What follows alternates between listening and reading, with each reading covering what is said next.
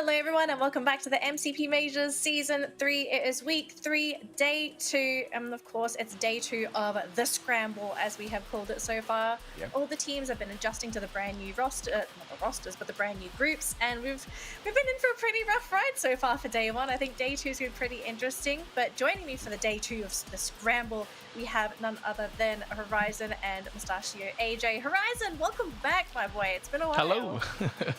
Hello, welcome. Thank you so much. And this is going to be your first broadcast with AJ as well, right? Yep. And I'm very excited about that. Hello, AJ. How are you doing? Hey, buddy. I am excited about shotcasting with you today as well. Today's just yet another day for the teams who are below the 12 spot to continue to try to climb up. Tactical Index don't have that much of a hope anymore, but based on the beautiful booyah that they picked up yesterday, I'm looking forward to a few more from them today. Yeah, we did have a pretty interesting day yesterday, right? We saw the rise of the underdogs. We saw some teams doing fantastic with the Scramble. It seems like we definitely have a couple teams that are favoring the Scramble and others not so much. And I think one of the teams that really struggled from what we saw yesterday was Geek Fam, right? I think over the course of just that one day, Geek Fam were only able to pick up about 14 points, which for them, that's something.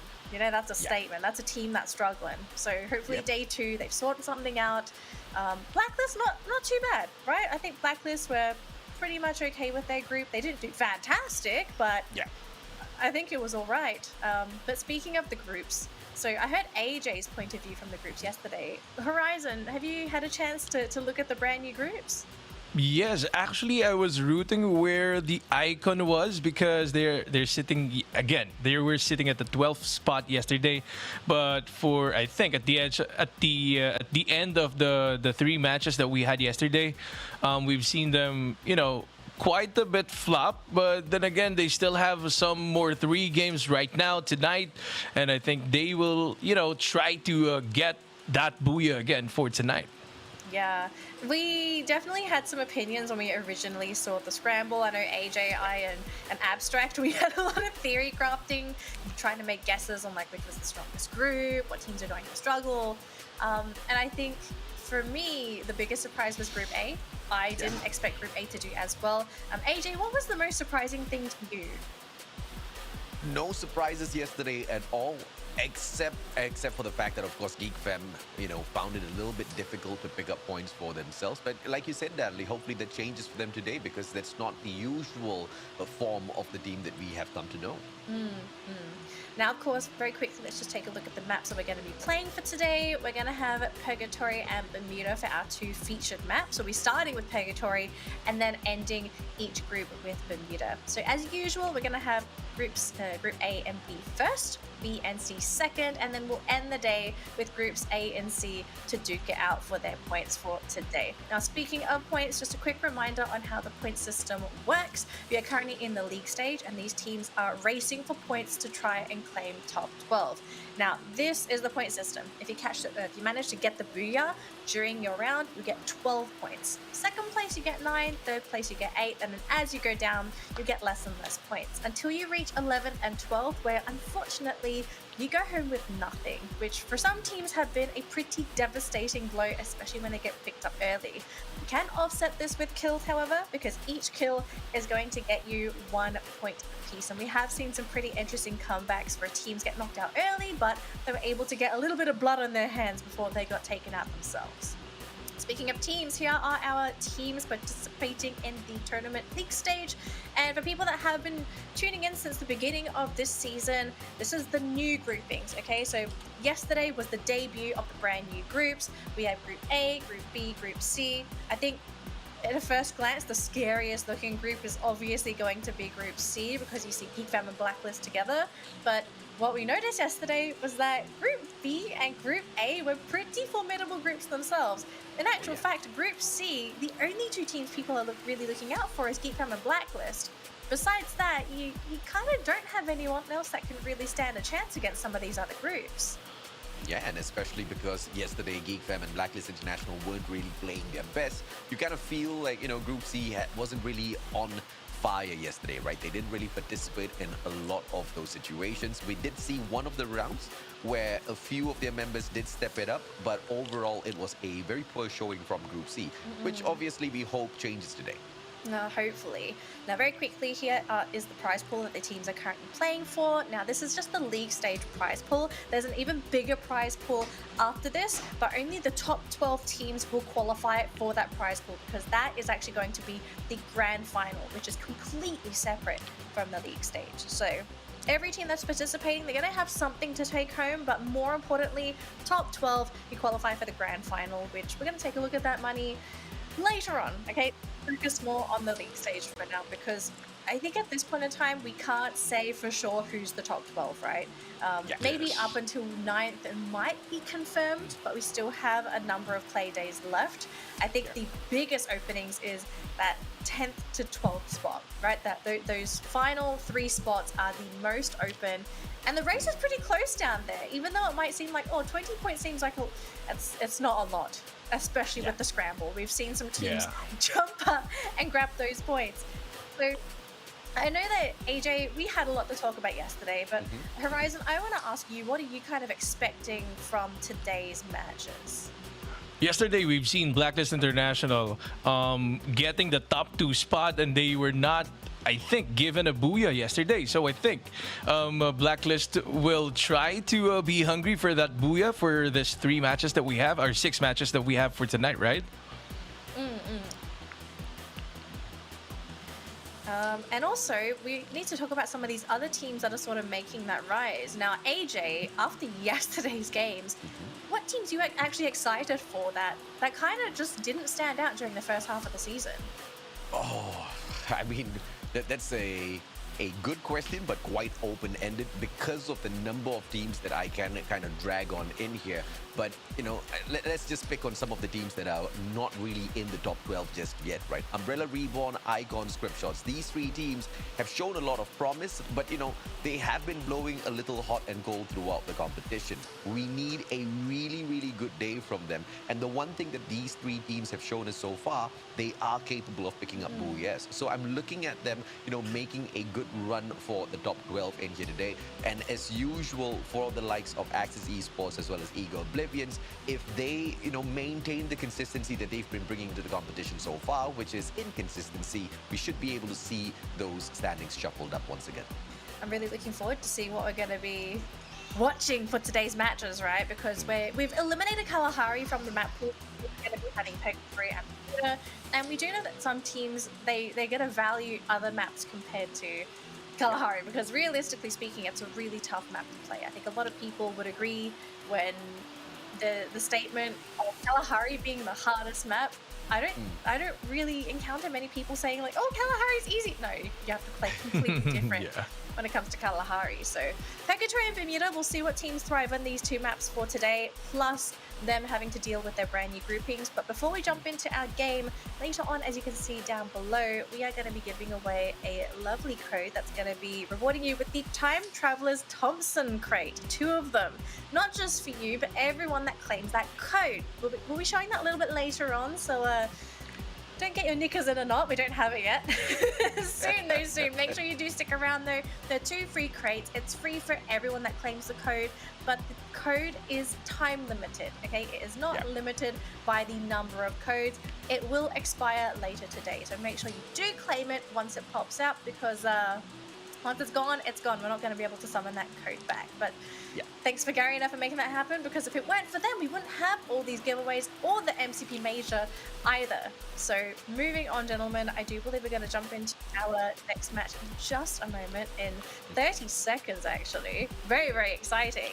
We're going to be jumping into Purgatory first. Now, we didn't see any Purgatory play yesterday, and this is also Purgatory with the brand new groupings. Of course, we're hoping to try and get a water circle, but do we have any teams that we're favoring on Purgatory? Does anyone No? We never reached this consensus that we are all waiting for a water circle. I never agreed to this. I do not want a water circle.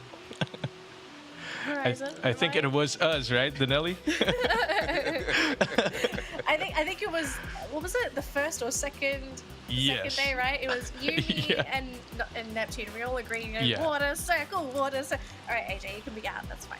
I'm out of this one for sure. But ladies and gentlemen, boys and girls, as we kick on into this match, we got to kick out our very beautiful host from the panel for the time being. Bye, guys. Purgatory is the first map that will be played here, Ryzen.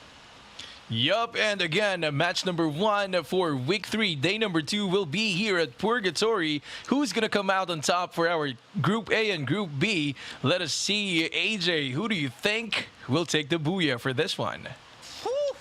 Tough question from the get-go, my friend. I have got my eyes on two teams, VJ Esports as well as Toda. But very recently, right, there has been a up-and-coming team. They've just been rising so solidly throughout the league stages. Hard to get. They came out of nowhere, Horizon. Yeah. And yet they are sitting down in the third spot so confidently, even beating the consistency of VJ Esports themselves.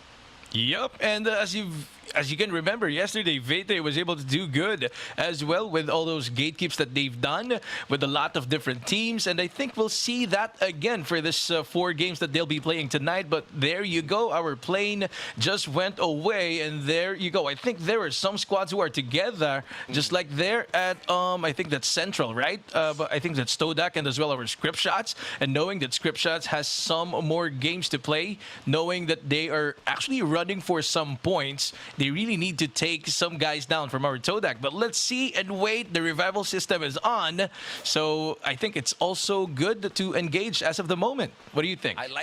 I love absolutely what Toda is doing. Usually Toda drops by Fire Brigade, but this time around, dropping into Central, they see the opportunity for some early engagements, and they want to jump straight onto it. But unfortunately for the players of Tactical Intex, they find the end to be at the end of the crosshairs of Hard to Get, who strike early on.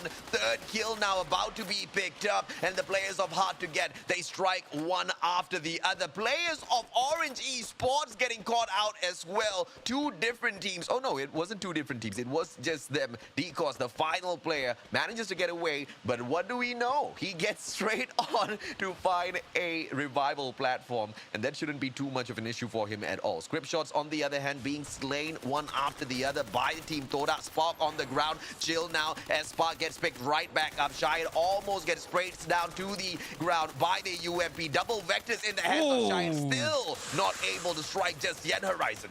Although he was the one pushing, he was taken down by the guys of our Todak, and right now we have 2 members remaining for our SSZs. That's Script Shots. Shahid is taken out as well. Rose is going to go for the push, but Afix is right here. We've seen the game. Oh, what in the world just happened? He was taken down from behind, and there you go. Buddy's dropping right here, and I think we're going to see some squad wipe right here coming from our Script Shots.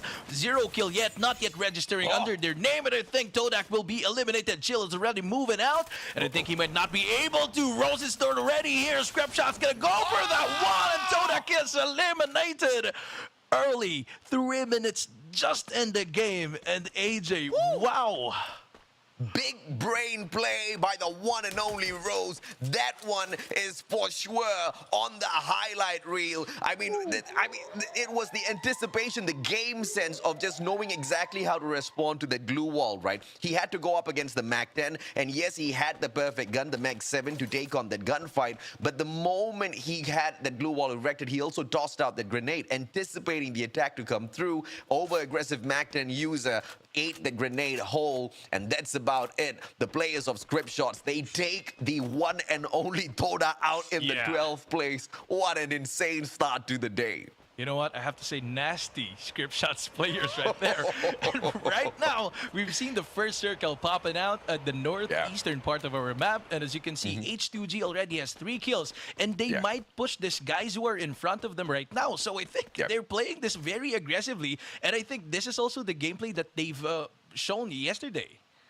Absolutely, man. I mean, you know, these are one of the 3. This is one of the 3 highlighted teams, right, that I called out earlier on: Umbrella Reborn, Icon, as well as Script Shots. And now with them taking down Toda, they don't know this yet, of course. Their team manager, their coach will probably be watching the broadcast and will pass on the information back to them. I don't know exactly what their practices are, whether or not the coach will wait until the end of this matchup to inform them. But if I was the coach, I'll tell them right now, man. I'm like, you just went out out there and you took down one of the best, no, the current best of Malaysia, you should be pumped to go all the way in there towards that final circle. Hopefully, Script Shots can, continue rolling in that momentum here, Horizon. Yup, and man, us rooting for this underdogs or maybe at the teams at the lower part of our leaderboard, I think it's going to be good for them as well. And right now, as you can see, H2G is really very aggressive right now. But Vete is right here. I think they're going to push to the location of that one squad in front of them. I think that's also a Philippine squad, if I'm not mistaken, together with our Vete. If I'm not mistaken, it's Bloody Heads, as what I've seen. McCrory is right here. He doesn't have that information yet, but later on, he might be able to spot some of the guys in front of them. They have to be careful. It's still 5 minutes into the game, and we've seen a lot of head turners right there. This is our Orange Esports without any but one with them, and I think Decos was able to revive 2 of his teammates. Well, let's see if or not Vete Esports will be able to catch up with Bloody Heads later on, as you mentioned, Horizon. But as far as the players of Orange Esports are concerned, Goku and Jabat got brought right back in here by Decos. Didn't really have that much money on him to pull Rybel right back into the fray. But hopefully they can find a revival platform for themselves before it is too late. Script Shots, 2 players right back into the fray. The ones that slayed Toda. The question here is, are they going to be able to continue rolling in this momentum, adrenaline pumping through their veins, or will they drop the ball? Orange Esports now spotting out the players of Eastern Wolves Gang as they make their way in towards the next safe zone. It's not going to be much of an engagement for this squad just yet, but this is one of the things you want to focus on when you drop into a map as huge as Purgatory. Bring in and commanding one of those vehicles for yourself to cut down the distance quickly here. Horizon. Yeah, but the problem here is that they're pushing to the location of our Do Easy, and Do Easy might have heard that their vehicles, and they might be spotted as well. There you go, receiving some shots. It's Mansai, if I'm not mistaken, from EWG. They really need to reposition themselves, but the problem is there is another squad with our Do Easy, as you can see on our map. Right there, there is another squad, which is our Hard to Get, and as you can remember, Hard to Get is very aggressive right now, and most likely, they will get the guys of our EWG, but they really don't need to move right now because the next circle popped out at this place or at the area where they're at. So I think they really don't need to be aggressive, but I'm not sure. They've showing a lot of aggressiveness for this match number 1 again for this day, man. I mean, it is exactly how they want to take this fight, but over-aggression most definitely will not go unpunished. Overdose now in the crosshairs of Eastern Wolves Gang. Monito, with the one and only VSS in his hands, has got the silent barrel on his gun, so he's not going to get detected all that too easily, but the rest of the players now all shooting down towards the players of Eastern Wolves Gang. The backfire, but the backstab now on this setup as well. Eastern Wolves Gang will not be able to survive this if Do Easy drops by for a third party, Horizon. Yup, but they have to be careful. EWG has to be careful because there's one squad behind them. As you can remember, H2G is just there, and they are actually hearing the gunshots right now. And if ever Hard to Get tries to get some more kills, our EWG will be in a very bad situation. But right now, Overdose is moving away from the area with our EWG. But right now, I think Kimioso is the scouter right here, trying to see if our EWG will push. But I think they will not because again, they're still inside the circle. They don't need to be aggressive here. They can save a lot of placement points later on. We still have 11 teams remaining, and if ever they'll be taken out of the game, they get 0 points for the placement. Yeah, Kimioso from afar, AC80, but he gets knocked down by a player from the side of Eastern Wolves Gang. But with that knock, instead of aggressing on, they back away from that situation. Great call by the players of Eastern Wolves Gang. They're focusing in on their positioning within the zone itself. They want to find a compound for themselves before it gets a little too late. Just looking ahead in time. And I really like that. The safe place will be able to guarantee you those placement points, Horizon. Yup, and as you can see, H2G is right here, the south side of our next circle. Most likely, they're not going to be inside the next circle anymore, but let's wait and see. The circle is already moving in as what we have right now, and our ITX is just above the guys of our H2G. They're sandwiched with the guys as well of our Script Shots, and I think they will not be able to come out of here without getting any casualty. Let's see if our ITX will be as aggressive as our H2G, but then again, they have to be careful. possible. If they ever pick our the other guys' script shots, might be able to see them as well, and might pop some of these heads from our ITX.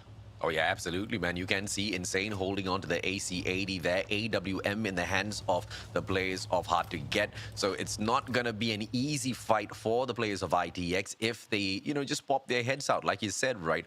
The headshots, super easy to take for the players of Hard to Get. But they can be distracted, though, by script shots who are very slowly cutting down the distance between themselves as well as Hard to Get. So any sort of drama now can erupt. Axis Esports dropping by as well, scouting out the area with their vehicle. Vete Esports dropping by to say hello. It's a party, Horizon. Yeah, and actually saw Axis dropping by as well, saying hello as well to this guys of our ITX. But there you go, nasty circle again. It just went away from the position of our H2G. That means H2G will need to get outside of their comfort zones there at Brasilia. They need to move at those guys of our Do Easy, who's just sitting pretty right now, and most likely they're locked and loaded and ready for this last few circles that we have.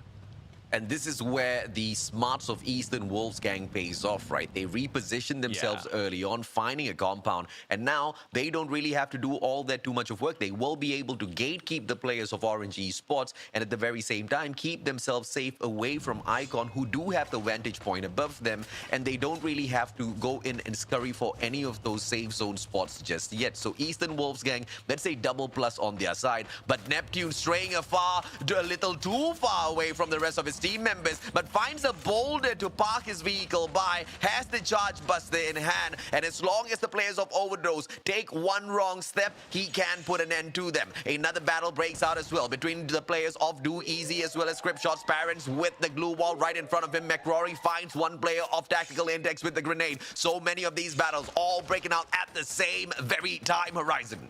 Yup, and right now, Script Shots is already pushing the guys of our Do Easy. While for our Orange Esports, they're not doing anything right now. Most probably, they're going to wait for this guys to get the hell out of here. And right now, Do Easy still being pressured by the guys of our Script Shots, but they're not pushing yet. They have 4 kills already. I think the momentum is still there. Let's see exactly how they set this ambush up. They need to break up into 2 teams first and pull the pincer maneuver, but instead they hang around with each other. Vete Esports gets shut down by Hard to Get. The Filipinos still on fire, but they take one of their own out this time round. How much more will Hard to Get consume before they get to the final zone? Bloody Head striking down the players of Icon as well at the very same time. Axis Neptune now just cutting down the distance between himself as well as all of the other team members. Icon going in for the attack on Tactical Index. Manchai from afar. It's just battles back and forth. Overdose versus Icon. Charging up the charge buster. Migo totally misses that opportunity. All right, I thought he was going to fire that one. That's why I laughed as well. But right now, he just did that as well. Axis is right here. We actually have 3 squads right here. Axis Icon, who has still 2 members remaining, and the guys of our Overdose, if I'm not mistaken. But Axis is actually busy from the guys from inside the blue zone. Our Bloody Heads is still there. And right now, our Axis Esports cannot push in directly to the position of our Icon, the 2 guys remaining for this squad. And Bloody Heads is taken out of the game, and maybe that is because of the blue zone, and Icon is here as well, taking down some guys at the ground floor. I think these are the guys. Oh, they were eliminated by the guys of our Axis. This is the Axis Esports we all know, and that's the Neptune we all need. AUG in hand this time round, also has the Charge Buster, will be able to engage mid-range as well as short. And now as Axis continues to plow through glue wall after glue wall, they're looking for yet another team. Overdose Esports now put out of commission, and Axis Esports is on fire. Oh man, Axis just blew away those 2 squads who were here, knowing that Axis was the one who pushed, right? They were able to push away all those people in the house, and right now they are pinned down, man. This is what's exciting about this. ITX is spinning them down. I think they will not be able to move outside of that area anymore, but right now Orange Esports was able to revive 3 of their teammates, and they're now here outside of the circle. They need to move right now. The blue zone is already onto them. EWG is there at the northern part, and our ITX is there as well. H2G, I think, has the best position right now. The true test now of Axis Esports. Will they be able to maintain their consistency of prowess throughout this round? But you see, for the players of Do Easy, it's not going to be that easy. Jesbu taken out of the equation. Jembal as well as Spade still left on in here, using the airdrop as cover. And that's going to be possible for the time being. But the blue zone is creeping up on them. They don't want to give away all of those open shots to Orange Esports. But now, finally, will be forced out in the open either way. Tactical shutting down Eastern Wolfgang. Shook finding Too Fast GG as well from Axis Esports. Do Easy gets taken out by the players of Hard to Get. And Tactical Intex, they're still alive. But now Axis Esports comes knocking on their door. Let's see exactly which one is it gonna be. Shard, final player. He goes in to pick one of his team members right back up. But Axis on the hunt. One more glue wall. Ooh. And it's probably bye-bye. Oh, Shard! He manages to knock down Too Fast GG. And here comes the backup as well. Russell! Just a little bit more, but Axis Esports stays alive. I thought Axis was gonna be squad wiped by that one guy, but nasty third party coming from afar, right? And no one's inside the circle yet. And right now, EWG's moving in as well. But our Orange Esports might be sandwiching this guys of our EWG, and also the guys from our Axis might be able to do that as well. Orange Esports was eliminated just like that. And Hard to Get, still aiming for the booyah in here, but Axis Esports, they've been hitting their high notes finally after so long. This is one, or used to be one of the most feared teams out of Malaysia, but right now they're hitting really soft. Hard to Get, hitting hard on the other hand against the players of Eastern Wolfgang, who are just playing the corner of that hill perfectly. And now the vision just not perfect. And the players of Hard to Get, they focus on Axis instead. That grenade is gonna wildly miss, but the backstab from Monito, Eastern Wolfgang, they strike once again, and Hard to Get now have to deal with the blue zone, deal with EWG, as well as Axis Esports, who they have just tickled. They're just busy here. Axis is still here behind them. They have to really be careful right now, but EWG is actually giving them cover. H2G will now be pinned down by both squads of our EWG and our Axis. They might push anytime soon. 3 players remaining for our EWG, while for our Axis they have 2, and H2G was able to eliminate all of the guys of our Axis Esports. We're down to the 2 teams for this match number 1 again, AJ. Oh, here comes the players of Hard to Get, and it's not very hard for them now with Shadow bringing out the grenade launcher. Does not find one just yet. Monito down on the ground. This is way too easy for the players of Hard to Get. Shadow down on the ground, but they only have to deal with Manchai. Manchai, the MVP on the side of EWG, but it matters not, as Hard to Get finds an easy booyah to open up the day. Wow, that is really an intense match 1 with the booyah as well. Again, hard to get. Woo! What a play, what a game. I mean, it was not hard for them to find their momentum at all in this matchup. And yes, the one and only Shadow, unfortunate that he got taken down a little too early in that final battle, but he used to be the Batman of old, and my, oh my, was I hard on this guy in the previous seasons, because, you know, they weren't really performing their very best. But after a long hiatus, they are back, and they are back in here to grab as many booyahs that they can get for themselves and shoot up to that #1 spot. They're warming up real well before the grand finals, and so far, they've been making the Philippines real proud here, Ryzen. Yup, and as you can remember, H2G was actually very they're at the south of the map, and they were able to walk their way in. As you can remember, the first circle popped out on the northeastern part, if I'm not mistaken, if I do remember it properly. So they really worked their way inside the circle, and they were able to, you know, still get the booyah, even though they're very far. I mean, it's just insane. All of the decision making, all of the gunfights that they took, just managing Eastern Wolfgang. And I feel like this was the game changer, right? They were trying to handle Eastern Wolfgang first, and then they noticed that on the way there was Axis Esports within the compound. They immediately switched their crosshairs over to Axis, but that's exactly where the backstab started to come through from the players of Eastern Wolfgang. They managed 2 teams at the very same time, but prioritization is key, Horizon, as they went in for the close down on Axis Esports first, and that was the winning solution, don't you think, Danley?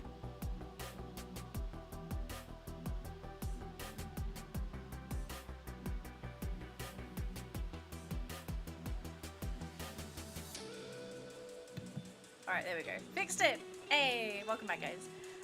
So firstly, that was an incredible game coming in from Hard to Get. They practically took down half the lobby themselves. Yeah. That's Yeah.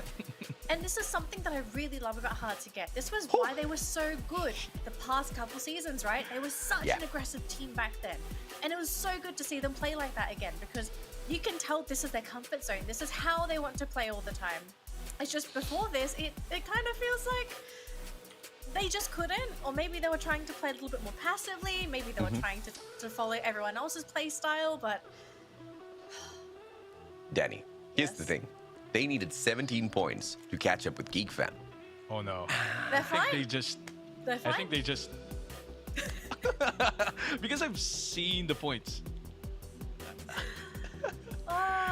They needed 17, and just with the one game just to with the open up the kills. day. Just the kills alone was enough. I think it was 19, wasn't it? 19 kills after that round, and then you got the 12 points on top of that. Guys.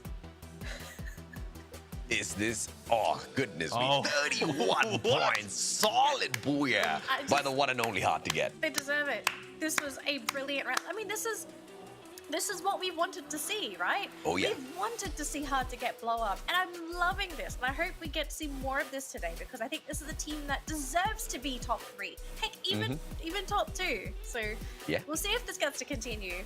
Wow, that was just... It was such an incredible round. But Axis Esports and E-Wolves, right?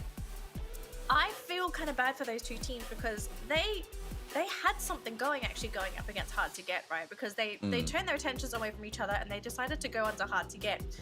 They did have an opportunity to potentially crush Hard to Get because remember, right? They were all playing behind singular glue walls. They didn't really spread out. Yeah. But the issue with Axis and E-Wolves, they didn't have any way to flush them away from those glue walls. Imagine if someone had a grenade launcher. I think that would have been a complete game over for Hard to Get. So it's just situations like that where whatever weapons you're running, your inventory, your utilities, right? We had this conversation on utilities. If you had the necessary utility items going into that late game, sometimes it's a game changer. So I kind of want to say Hard to Get kind of got lucky in that regard that no one had anything that they could use to flush Hard to Get away from their glue walls.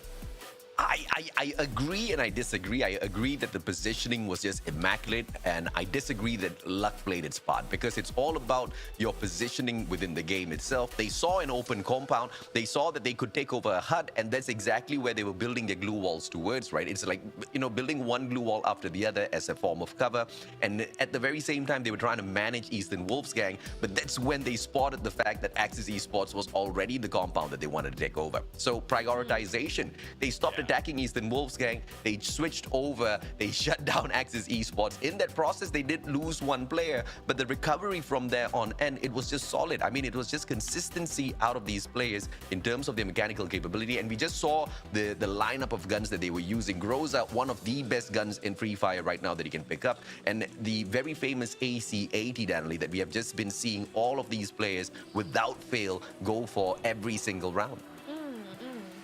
So, man, are we going to get the same thing from Hard to Get the next round? Yeah. That's the thing, right? I hope so. I'm scared this is one of those...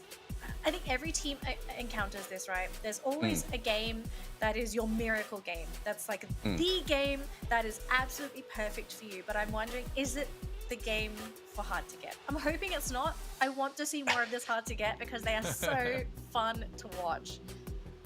Yeah, but you know what? Yeah, but we have to take note the performance of Axis as well because they were able to get 2 squads. They had the momentum, and if ever they were able to get in with some more additional manpower for their squad, I think they'll be able to take some guys of our H2G down, right? But then again, there were only 2 at the final moment, so I think it was not good having that 2 players alone. Yeah. Well, here's the big question. Can Hard to Get do it again? And this time on Bermuda. Here's the thing. We started off the day, talking about how Geek Fam was about 78 points away from Blacklist International. If Hard to Get pulls this off one more time, they'll be about 30-odd points away from Blacklist International. That's how serious the situation is. Hang on. But of course, Hang on. You're not answering your question. Can they do it again? Can they do it again?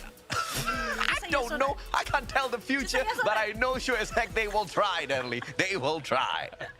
Alright, All right. Jonathan, I'll let you take it over here. Game 2 of the day for groups A versus B. Take it away, AJ and Horizon. Right now, Bermuda again, match number 2, week 3 and day 2 will hard to be able to get the booyah for this match number 2. Will they be able to continue the momentum that they just had for our game number 1? Let us see, AJ.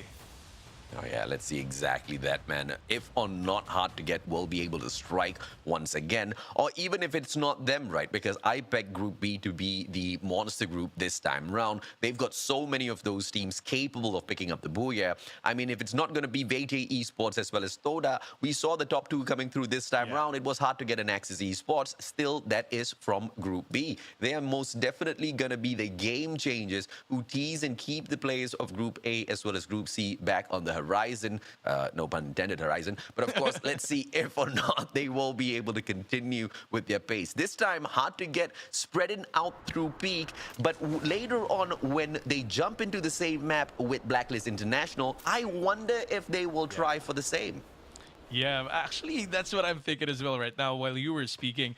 What if our blacklist will be here as well? Will our hard to get be as aggressive? But right now, we have an early engagement right here with the guys at the south near Mars Electric. That's our bloody heads, popping some heads as well from the guys of our Icon.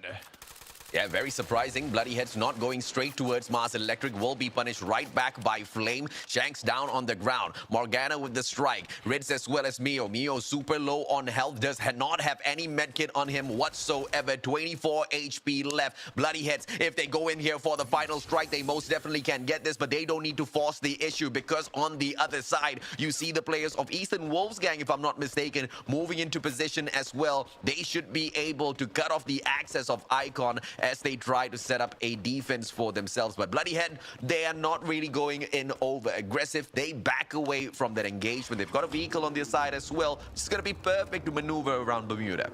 Actually, I think they're going to Mars Electric, as what you've said. It's their dropping point. I think they're heading on to that.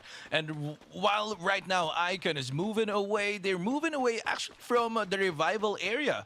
There was a revival system right there at that area where they encountered with Bloody Heads. And right now, I think they will still try to revive one of their teammates. But right now, Mio is very far from his teammate right now. As you can see, 2 kills registered under our Bloody Heads.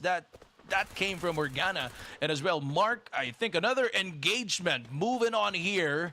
And that is Mark again with some more guy. I think the other guy from our Icon was not able to move away. Rids, I think he might be able to get one guy. But there you go with a jump shot and a use of a glue wall. Rids is right here. He might be got from afar as well by the guys of our Bloody Heads. And there you go. He was taken down as well.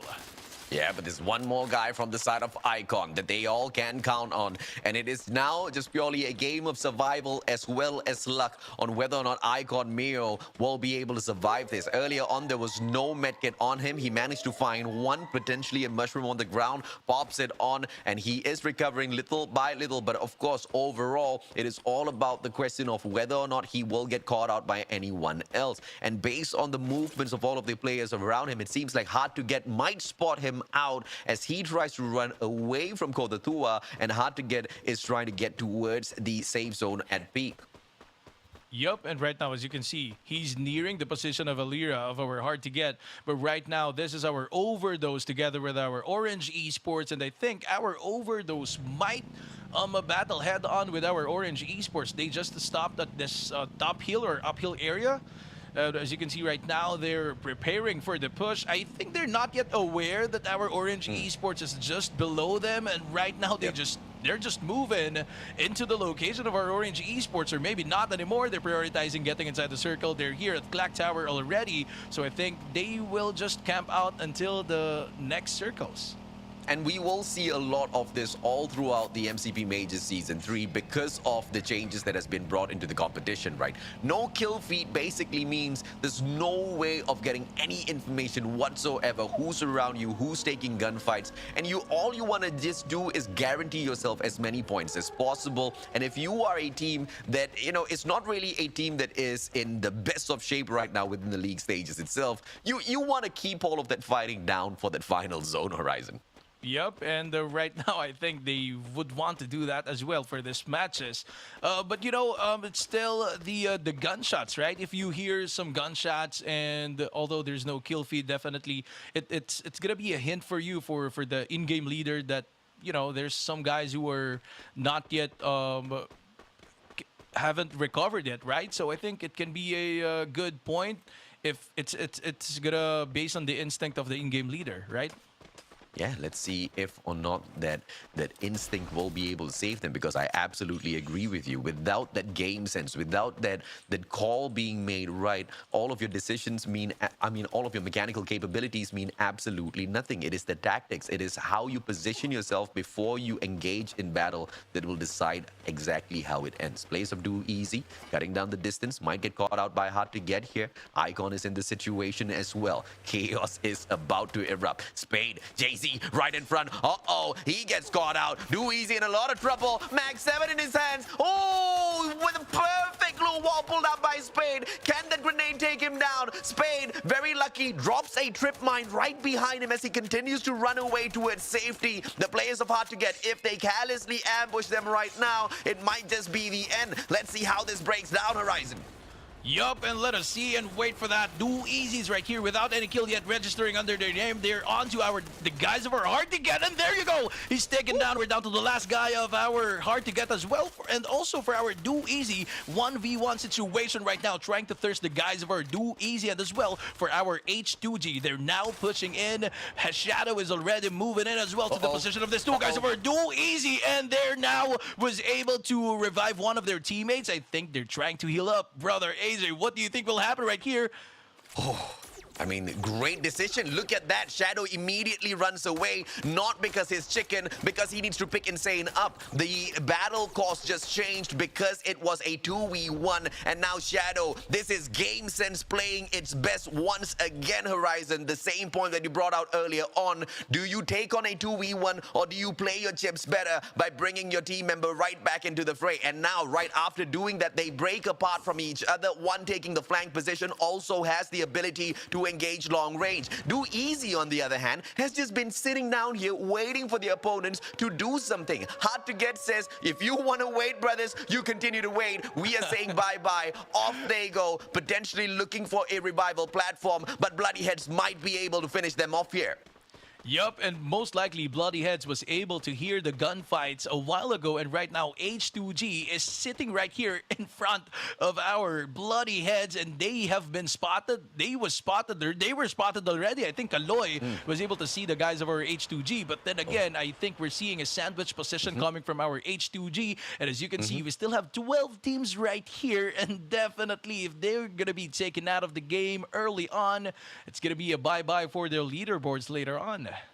Oh, I love what H2G just did. They very, very quickly just cut the distance between themselves as well as that revival platform, but they were sticking towards that compound to make sure nobody attacks them from the left, and thankfully, Bloody Heads, they did not over-aggress, and they didn't really spot out those players, not really going in for the aggressive kills, and the players of Hard to Get, they survived that very, very scary encounter. Orange Esports as well as Overdose, on the other hand, one team can stand, one team needs to go down, or will they both play chicken as Vete Esports drops by to be the shakers and makers of what happens in this battle zone. McRory with his early shots, Resgi as well opening fire, Vete Esports being tickled, and if they lose their vehicle, you know they'll come back for revenge. Yup, and right now, I think Overdose are, aware that our Orange Esports might get some of their guys down. That's why they did not push out fully.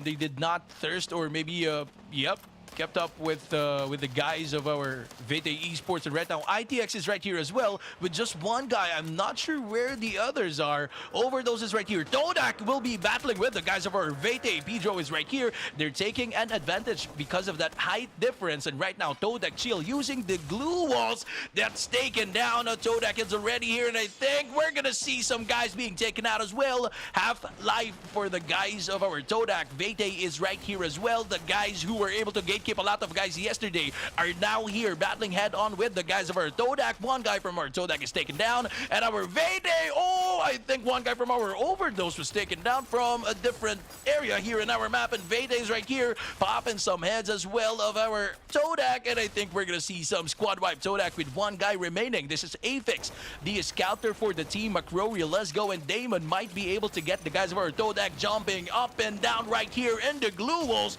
and let us see 2 kills for our Vayday. Was able to register that Todak with another one. I think we're down to the last guy of our Todak, AJ. And Vayday Esports really putting on the hurt now. Thoda eliminated in the 12th spot, and it looks like Thoda's not gonna be able to strike hard just yet. Vayday Esports coming right back on. They're reactivating exactly what we used to know out of the squad. Overdose finally taking the fight up against Scriptshots. Scriptshots dropping by in, but they drop in hard. Shahid as well as Rose, they strike and they strike hard, but also taking on Tactical Index at the very same time as one final player from the side of Overdose runs away, but Tactical Index Ravana, what a long shot! What in the world happened there? ITX was just sitting right around the corner, and they were able to spot the guy from our Overdose running away, and they were able to take him down. ITX with 1 kill, and definitely that came from our Overdose. They were taken out of the game already, and right now it's a party. Axis is right here, H2G, Icon, EWG, and Do Easy's right here as well. Manchai taking down some guys. I think those guys were just revived. The that was absolutely too good. The one and only Manchai turns around, but could not nail the back-to-back shot quick enough. And Manchai, he does not get that 3 in a row, but it doesn't really matter. He managed to do a lot already in terms of hurting the players of Icon. Mio now away from that situation. He wants nothing else to do with this. Hard to get in a very tough spot, being sandwiched between Axis Esports as well as Eastern Wolves gang. Beta from the back. Orange Esports under fire now. Vegeta, he fires off a couple of shots. Too fast GG just beyond the horizon. Can he turn around? Rose now taken down. Orange Esports, they strike. Rybel with the ability to annihilate close range with the M1014. Are they going to be able to find this? Rybel now with the execution as well. Beta and Shahid, 2 more players on the side of Scriptshots. Revival now not an option as Orange Esports gatekeeps all of them. One player positioning himself for the backstab as well. It is going to be the one and only Jabat. Jabat hasn't started moving just yet. Rybel for the save onto Beta, and Jabat, 1 shot will be enough. Goku on the other hand, gatekeeping Shahid. All of those shots not going to hit, but Jabat, what is he doing? Man, Shahid might not be able to get outside of this area anymore. Goku is right here trying to get the head of that last guy. Coming from our scrap shots, 3 kills under our Orange Esports, and our SSZ's last guy might not be able to revive anymore. But right now, he just went into the lair of our EWG, and I think he's going to be taken out as well. Surprise, mother, father, right there coming from our EWG. He was able to take out that last guy of our scrap shots. Tactical Index being hurt by both Vayday Esports as well as another squad, both at the very same time. Eastern Wolves gang, I believe, and the players of Orange Esports still playing the game of survival will be taking the long flank over, but Vayday Esports spots them out. McRory as well as Let's Go. Initial shots. Axis Esports still alive and kicking as they take on their fight. And here comes Orange Esports. Time Turner pulled out. Will be able to fire right back, but Jabat this time round does not find anybody else with the VSS. Daymoon will not be punished. Here comes the flash freeze just to slow down the players, and a flash freeze response. Jabat now forcing out Let's Go from his safe hole. Let's Go on the other hand with the M1887. Time Turner pulled out, but it's a game of maze around all of these glue walls. But now they back away Vayday Esports after knocking down Jabat. Perfect, as they will now set up a counter ambush horizon. It's a good position for our Vayday Esports right now. They were able to cover for their 2 teammates who's in front. This is a good 2-2 split, but they have to be careful. EWG's right around at their right, so they really have to be careful right now. They don't have any cover, just this uphill, which is actually an advantage and also a disadvantage for them because they can be spotted as well from below. Monito was able to thirst 1 guy down from that squad of our Axis, if I'm not mistaken. EWG Mansai with, I think they have 5 kills already, right, for our EWG. Yeah, it's just perfect in terms of decision making from Vete Esports, choosing to now move towards the safe zone instead, abandoning that initial fight. Vete Esports shutting down one player after the other. Daymoon just striking left, right, center. LMG in hand. Nobody is given any space whatsoever. The Cord with such a huge mag size will be able to spray them all down. 8 kills in here so far, and they want to continue raking more up. Vete Esports so sharp in the way they move from one compound to the next. Yep, 7 teams remaining, and I think I've seen the Do Easy as one guy last for their squad. 8 kills already registering under the name of our Vite Esports. Man, they're blazing hot right here for this match number 2. Jesbu might be spotted as well by the guys of our Vite Esports, but the good thing with this area where our Do Easy is holding, they have the circle right now. Eastern Wolves gang, they managed to find themselves a vending machine, had enough of money, brought back the full squad right back in for the play towards the final dying seconds. That is just absolutely solid. But the question here is, are they going to be able to finish this off? Vete Esports, full squad as well, sitting down in the middle of the next safe zone, which means they don't really have to over-aggress. Axis Esports, 2 more players left in the fray, Xbot as well as Neptune. If anyone can, these two surely will be able to pull this off. But Hard to Get has got one player right behind them, just hiding away from all of this action. The biggest question is, when will he strike? Yup, and you know, it's a good thing that there's a vending machine right here, but the problem is the guys are here and they can be spotted when they go inside, and right now Axis, I think they're being spotted by the guys of our Vete. They are eliminated as well. Damon for that triple kill for this match number 2. They already have 13 kills right now, and I think they are in control of this game number 2. EWG Mansai cannot go outside or get down from that area. Let's Go is right here as well. We're down to the 5 teams. AJ, who do you think will dominate this one? Oh, it's gonna be a little premature for me to say Vete Esports, but here's Let's Go. M1887 in hand. The players of Bloody Heads right in front of him. Charge Buster in the hands of Daymoon, but a great time turner pulled out by Kaloy. Kaloy waiting. All of those players right behind the wall. Let's Go gets sprayed down by Daymoon. Let's see if or not he will be able to find Kaloy. Yes, he does. Morgana with a nade onto himself. That's unfortunate. And the players of Bloody Heads help out Vete Esports by taking themselves out of the equation. Vete Esports, they have the numbers advantage, but look at this. Bloody Heads have been given enough time to pick up their own players, and Chang sits back. Charge Buster! Bloody Heads strike back against Vete. 4 bits and Let's Go. 2 more players, but now they have got the zone. Bloody Heads gets eliminated in the back. Do Easy's right here, the last guy for our Do Easy, who was just patiently waiting. A while ago, he was able to take down one guy from our Vete. And right now, 1v1 situation. Vete against our Do Easy. Who will win this one? And charging the gun, he was able to take the booyah for the squad. Finally, Do Easy, Group A, they strike back and they pull it back, yo. Booyah struck in once again from the team that was blowing hot and cold. And I guess today is the day that they come in hot. They just got kicked down to the 4th spot, and I'm very sure they are raring to climb right back up the leaderboard. And now, with picking up definitely more than 16 points, they will do exactly that. They'll kick GeekFam down to the 4th spot, and they will take their prize position, the 3rd placement within the leaderboards. You know what? We've seen yesterday global gaming, positioning gaming, but right now we've seen patience gaming. It's really the thing. Patience is a virtue, because our Do Easy's last guy was able to get that booyah because he was just waiting for those squads. You know, kill yourselves, bro. I'm just here. I'm inside the circle. I'm not gonna move anytime soon. And then when the time came that he needs to move, dang, bro, what in the world happened? Yeah, I mean, you know, we just gotta pause on that conversation for a moment, because as we cut back earlier on, Hard to Get, they were put in a really tough situation. Vete Esports as well. I mean, they slayed the one and only Thoda, and they started off this particular lobby so well, and they made it through to the final circle as well. But of course, unfortunately, things were to break down later on.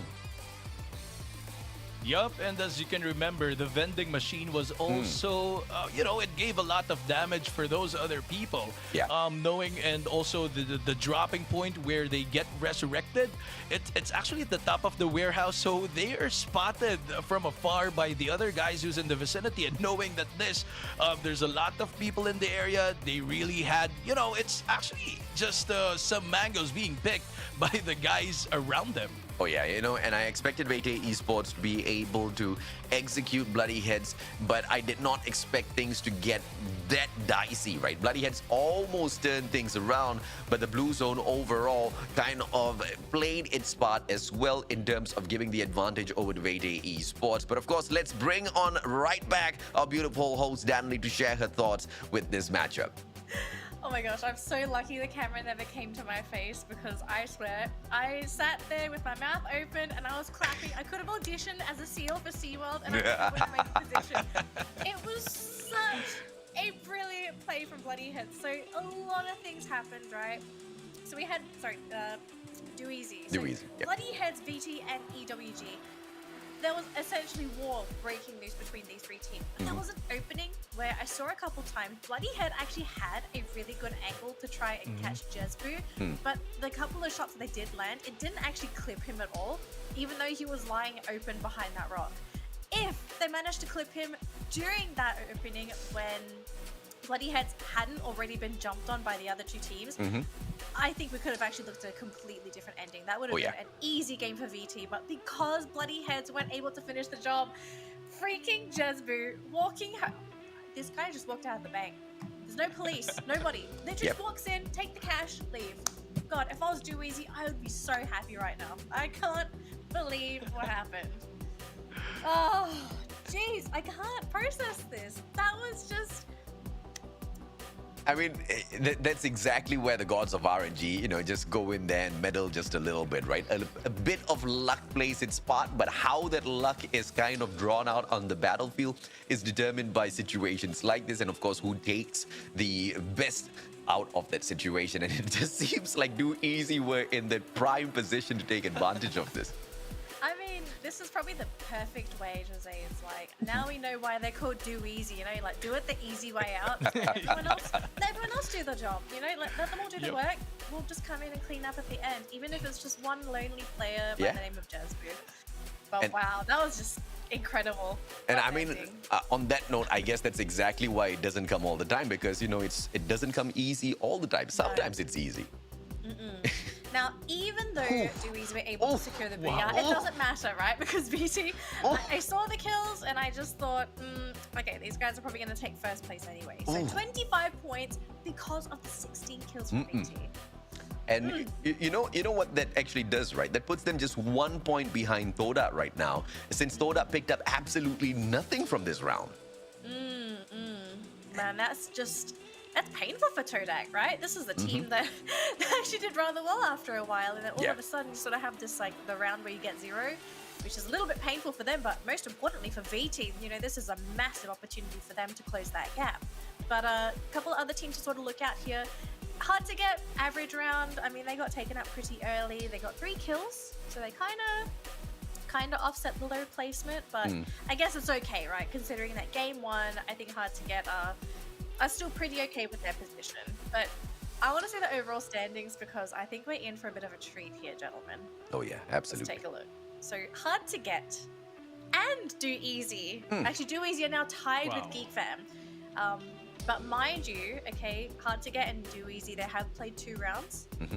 And there is a possibility that Geek Fam, they do sort of glow up for these next 4 games today. So they might be able to catch up. They can maybe even overtake Hard to Get, but we're only going to find out during this next round, right? Because this is when we start seeing Blacklist and Geek Fam come into the picture. Now, speaking of the other teams, we do need to sort of shift our eyes down to the lower end of the bracket, right? The 10th to 12th spot. So it seems like Evils, I mean, unfortunately, the team did get penalized. Unfortunately, they didn't meet one of the rules, but they're still pretty safe, right? I mean, they're about 20-ish, I guess 15 points ahead of Axis, so they're very safe. Ego Oblivions, on the other hand, do need to be wary of their position because Umbrella, Icon, these teams are still within reach. I'd even say Script Shots could potentially take over Ego's Oblivions as well. But just looking at the brackets, gentlemen, I mean, are there any changes that you feel are worth noting yet, or shall we sort of wait until the next 2 games play out? The fact of the matter is Icon, they have very slowly been climbing up the leaderboard, right? They haven't really been performing, but now they are just 10 points away from breaking into the top 12. And I feel like for a team that has shown up so well on day number 1, they should be able to get that sorted out before the end of the day. Yeah. It could be a grouping issue. Maybe the teams are sort of fallen behind. We kind of don't know what's happening behind the scenes for Icon. But what we do know is we have a complete Vete roster for our MVPs for the past game. Wow. Rory, Daymoon, 4-Bits, these guys deserve it. They got 16 kills, gentlemen. I don't think anyone can compete with these guys, especially after their performance in that last round. So congratulations to VT for being able to just pull off a miracle round for themselves, because this also pushes them up on that leaderboard, which is important for this team. We've been waiting for VT to really glow up, and I think this is the time for that team to sort of shine and really be that force to be reckoned with, because especially for the Filipino fans out there, I know they've been waiting for their team to pick it up, and it seems like the Filipino teams, it took a while, but I'm glad it's finally happening. Yeah, it has always been a case like that, right? The Filipinos, they really love to go in there, analyze the situation first, try to get as much information possible off of the other teams before they show what they're truly capable of. And Vete Esports has always been the trusted brand to deliver within Free Fire. It's just that the engine took a little bit longer this time around to warm up, but they're finally hitting those hard hits right now, and Toda's feeling the heat. I mean, literally 1 point right behind them. And it's not like Toda hasn't been playing in the day here so far. They're in Group B, so Toda will stay on. They'll continue with this run. But the players of Vete Esports, they are unfortunately stuck in the exact same grouping. So as long as this sort of a momentum just keeps up, the champions of the Malaysian Challenger Series will have to probably smarten up and see exactly how they have to shut down Vete Esports earlier in these rounds, Danley. Now, I think now's a good time for us to sort of shift the discussion over, because we are going to be moving over to our next group matchup, which is going to be Group C versus B. I'm excited for this one because we see Geek Fam, we see Blacklist, we see the Titans, right? We say quote-unquote Titans, but it seems like they're mortal right now. But for that, very quickly, a quick reminder to all of our viewers, we do have a giveaway happening later on, so don't go anywhere. Stay on the stream. If you need to do anything, bring your phone with you, because there's no excuse to not have your phone along with you with the stream open, because later on we're giving away 2 boxes, 2 Time Travelers Thompson crates for free for everybody that's tuning into the stream, and also able to claim the code. So keep the stream open. Don't go anywhere. You can watch us when you eat dinner, when you're doing homework, whatever it is. Even in the middle of a game of Free Fire, you can sort of keep us open in the corner. Okay, do it. But that is coming in a little bit later. But coming up now is the next matchup. So I'm sort of going to start with Horizon here. I want to hear your thoughts about this grouping, right? It's Group B, it's Group C. We know we've got the Titans coming in. We've got some strong teams in Group B. Do you think it's actually going to be the same as yesterday's matches, where we sort of see Blacklist and Geek Fam overshadowed by these teams in Group B?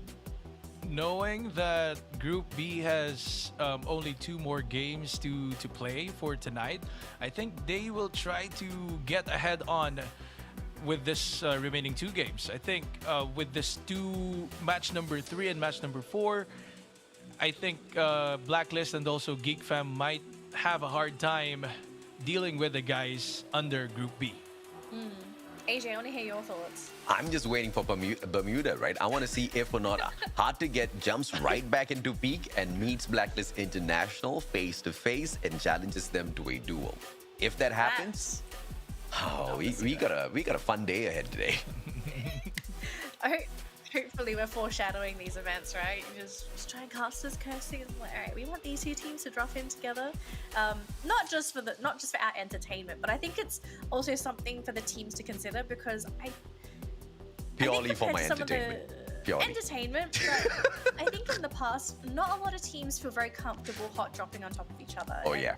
And there are a lot of reasons for that, right? It's when you're hot dropping, sometimes it's a coin flip, right? Yeah. Making sure that you get the right loot. If you get any loot at all, if it's a triple drop, very rarely do we see those.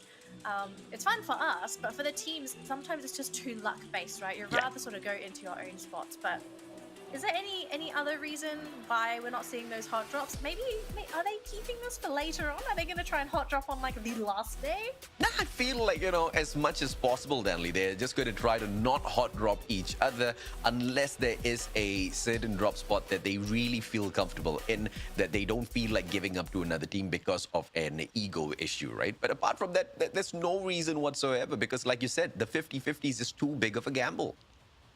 All right, so speaking of 50-50, it looks like the game is about to begin. It's Group C versus Group B, match 3 of the day, and we are on the wonderful map of Purgatory. My wonderful casters, take it away. Thank you very much, Danley. Ladies and gentlemen, boys and girls, this time through the flight path will cut right through Central all the way down towards Ski Lodge. Bloody Heads is not present this time around, so we anticipate the players of Umbrella Reborn potentially to occupy that area. Fire Brigade will be picked up by the players of Toda, while Central will be the home of the one and only Geek Fam. Let's see exactly who gets caught in these initial gunfights as AKO seems to be hot dropped by Blacklist International here. Oh no, I think they already have an engagement right now, but we have to be careful. Todak is right there, spreaded all around the Fire Brigade, and Geek Fam might push them anytime soon, but they also have to be careful with the guys of our Ego Oblivion. They're just there lurking around the corner as well, but Blacklist International, again, with the engagement near Brasilia, there are also engagement at the forge at the east side of our map with our Axis and our scrap shots. I think we're gonna see there the first blood for this match number 3. Yeah, this is a party right here, and the problem is the party's all over the place at the very same time. These guys just did not coordinate with each other, and we will have to jump back and forth. Blacklist International, Phoenix, first of all, striking down Dyron as well as Jaboywa down onto the ground. Phoenix hitting a double, and it looks like it's gonna be the end of the players of Auto Knockout as Blacklist International come in here for the slay. Umbrella Reborn under attack as well as hard to gets to them. Saya as well as Toby QT as they try to back away from the situation. Cobra says, hell no, with his Mag 7. Phoenix down on the ground, but it's not going to matter at all. One final player from the side of AKO. VSS in hand, he can turn around and he can strike back, but it doesn't look like the other players are going in here for the finisher just yet. I think that last guy from our AKO laggers might move to the revival area. I think he's very near, and our Axis is right here with the guys of our scrap shots. I think one guy from our Umbrella Reborn from another area is taken down, and right now Vegeta is right here running around. I think he's gonna loot some more. Scrap shots is right here. Neptune just did that in front of us. Neptune was able to thirst out one guy from our scrap shots, and SSC's other guys are very far away from our Axis. So I think they might move out of this area.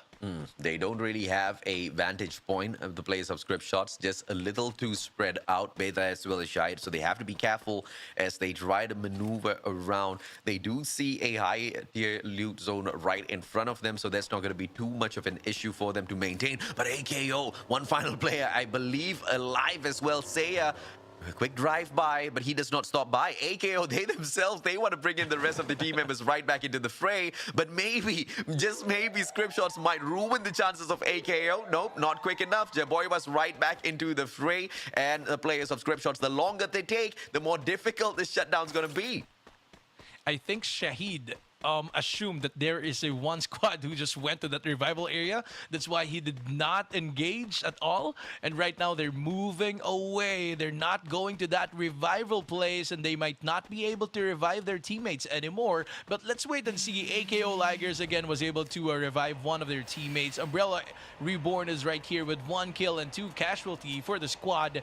They are near the guys of our hard to get, and I think they will engage soon. Oh no, I did not notice that they're in the the same house right here. Insane just took down error of our Umbrella Reborn. Insane in the membrane. The players from the side of Hard to Get, they are out on a slaying mission, but Kaz is just a little too quick for them, getting away on his motorcycle. No one's going to be able to touch him just yet, but the question here is, will Kaz be able to continue looting up well for himself before he makes his way to one of the revival platforms? Because as you can see right now, just the first glue wall picked up, no medkits on himself at all, no survivability, but he has picked up 2 MVPs within the league stages for a good reason. His game sense is top notch. So if anyone on your team you want surviving, it's most definitely Kaz.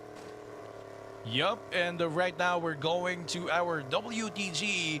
I think this is their first game for tonight. Our circle popped out at the northeastern part of our map, and as you can see, there are quite a lot of squads outside of the circle. Geek Fam is outside there. They have to move, or they have to run over the water, and they might be able to get in touch with our Ego Oblivion and as well our Blacklist International later on. Blacklist, on the other hand, is still there at Brasilia. Their dropping point as for this map of Purgatory. I don't know where he got his driver's license, but that's not the kind of terrain you bring a sports car on, man. I mean, you're just going to damage your undercarriage. It's going to be absolutely horrible once you get it over to the mechanic. Yup, Orange Esports are now moving on foot without any vehicle, so I think they don't have any driver's license. It's like just like what you're saying a while ago. Axis is right here with the guys of our WTG. They might have been spotted already. Vegeta is already here, I think, peeking to the area where our WTG is at here at Ski Lodge. I think this is still inside the circle. The blue zone is already moving in. They still have 12 teams alive, and we've seen some guys being revived right now. WTG Pren, I'm not sure if he knows that Vegeta is right here at top. The other guy's Caps is already here as well. WTG Pren was, I think, able to give a lot of damage to that guy from our Axis. And right now, there you go, Pren, with that pre-fire shot, he was able to give pressure to this guy's of our Axis. And let us see, I think no one's gonna come out right here alive. And there you go, WTG was able to get one guy from our Axis. And right now, thirsting as well. There you go again, running for his life as our Axis. I think we're down to the last guy of our Axis. And it just looks like WTG is on an absolute slaying mission right now. They've been able to shut down Axis, who throughout the whole time had all the information to play with. WTG still, all through that information that Axis had, just ran straight up to their doors, politely knocked, and shut them down. One final player in the name of Vegeta, but he has just one medkit left on him to play with, and an airdrop right in front might just be the game changer for him. But the question here is he going to get hunted down by WTG? But based on the movement that you can see out there on the map, it doesn't seem like WTG is getting any too aggressive all that too yet. So let's see exactly what happens as they try to hold back. The players of Axis Esports might just come back for a little bit of revenge later on. All right now, brother, I think Geek Fam is already pushing inside the circle. As you've seen, Axis is still inside.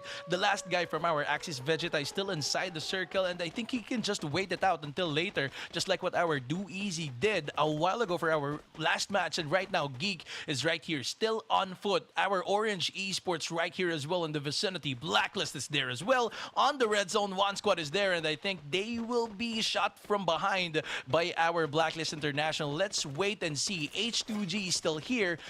I think they're spread it out right now, and I think that is a disadvantage because our Orange Esports is moving together, and I think they were able to spot, or they were spotted first by our H2G. This is Shadow having that VSS shots connecting, and there you go. I think they need to have that first aid kits on, but then again, H2G has to be careful because again, there are a lot of people in the vicinity. Oh yeah, absolutely, man. His VSS going up against an AC-80, not the best matchup at all, so hard to get. They have to be careful, but they do have the AC-80 played on their side as well, and you can see the flank being set up by the one and only Insane that mans that gun. Let's see if or not he can find those angles. He does spot the head of DCOS, but not firing just yet. Trigger discipline on the side of the players of hard to get. One shot coming through, and it is not gonna be any damage, but it will be the heals coming through from the one and only Jibat. As the players of Orange Esports steady themselves for an attack, they better be careful because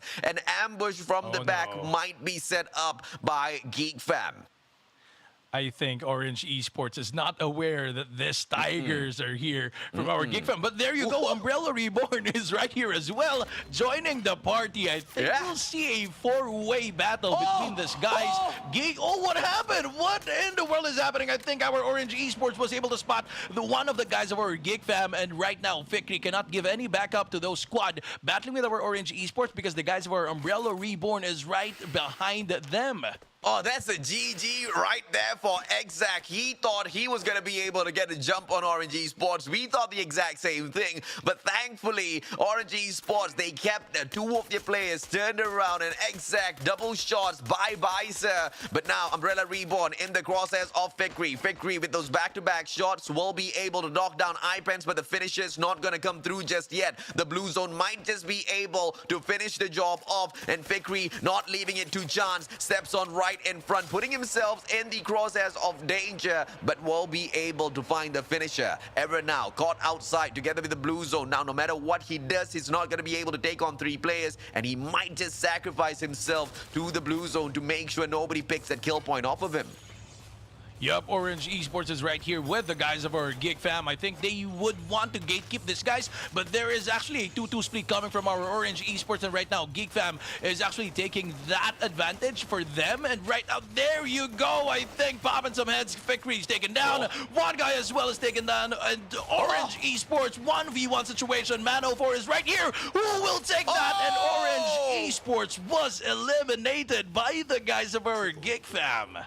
Mano4 saves the day. What a play. Charge Buster, your MVP. It was most definitely Geek Fam that came knocking on the doors of Orange Esports, but it was Orange Esports that turned the tides. Exec was already down for the count, so it was a 3v4 situation with two players down and out as well. It all depended on how Mano4 handled that situation, and he had the perfect weapon and the perfect mechanical skills to pull that perfect mission off, man. Geek Fam now once again strong, and they will be able to prey on the players of Hard to Get in a couple of seconds as both these teams try to make it through to the next zone. Fikri with the initial information finds that out, but Trigger Discipline makes sure that he does not strike first, and they will try to find a better position for themselves before they engage in this battle. But they have to be careful because Vete Esports will be able to gatekeep both of them, and Fikri finally starts things off as Hard to Get is the first team to get in towards the next zone. Ego Oblivion is right there, pushing to the position of our Vete Esports, and engagement as well coming from our AKO Ligers right around the corner. Vete is inside with our Ego Oblivion, while for our Geek Fam, I think they might battle head-on as well with the guys of our H2G, but our H2G prioritized getting inside the circle. Shadow is pinned down inside, and I think he doesn't have any cover, just the glue walls that he has right now. He might be taken out as well by Fikri of our Geek Fam, but again, there's a lot of people here, that's why they can focus on one squad alone.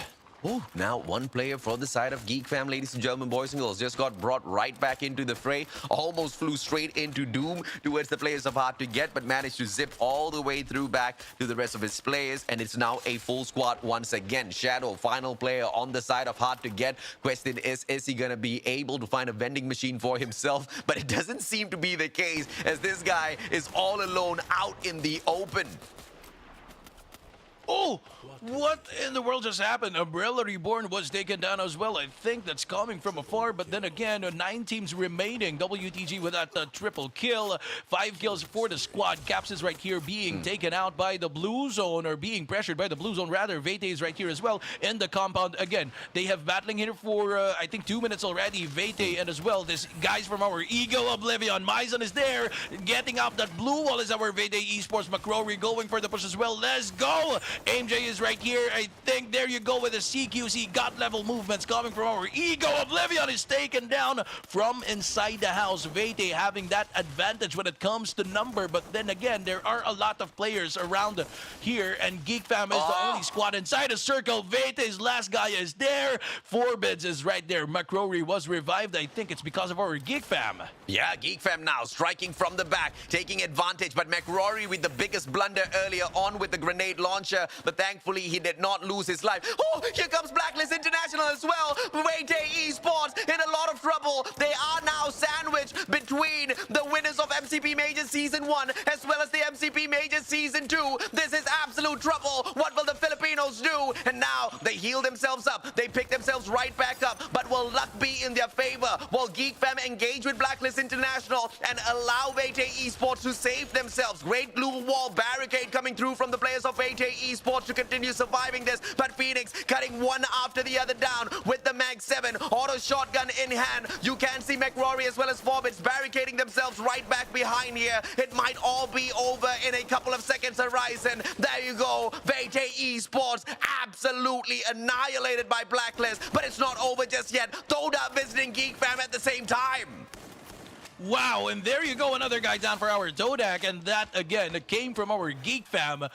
You know, the trigger of discipline for our Geek Fam, they did not engage with our Blacklist International, and right now, they just went inside, or I think this other squad just went in. AKO Ligers is right here with the guys of our Geek Fam, but then again, that one squad, Dodak, is, I think, still alive and kicking, and right now, there you go, nope, don't you go inside our house that's coming from Jeboywa of our AKO Ligers with 2 kills already. Todak is still alive and kicking outside of that house. AKO Ligers is now battling, or is going to be battling with the guys for Blacklist International.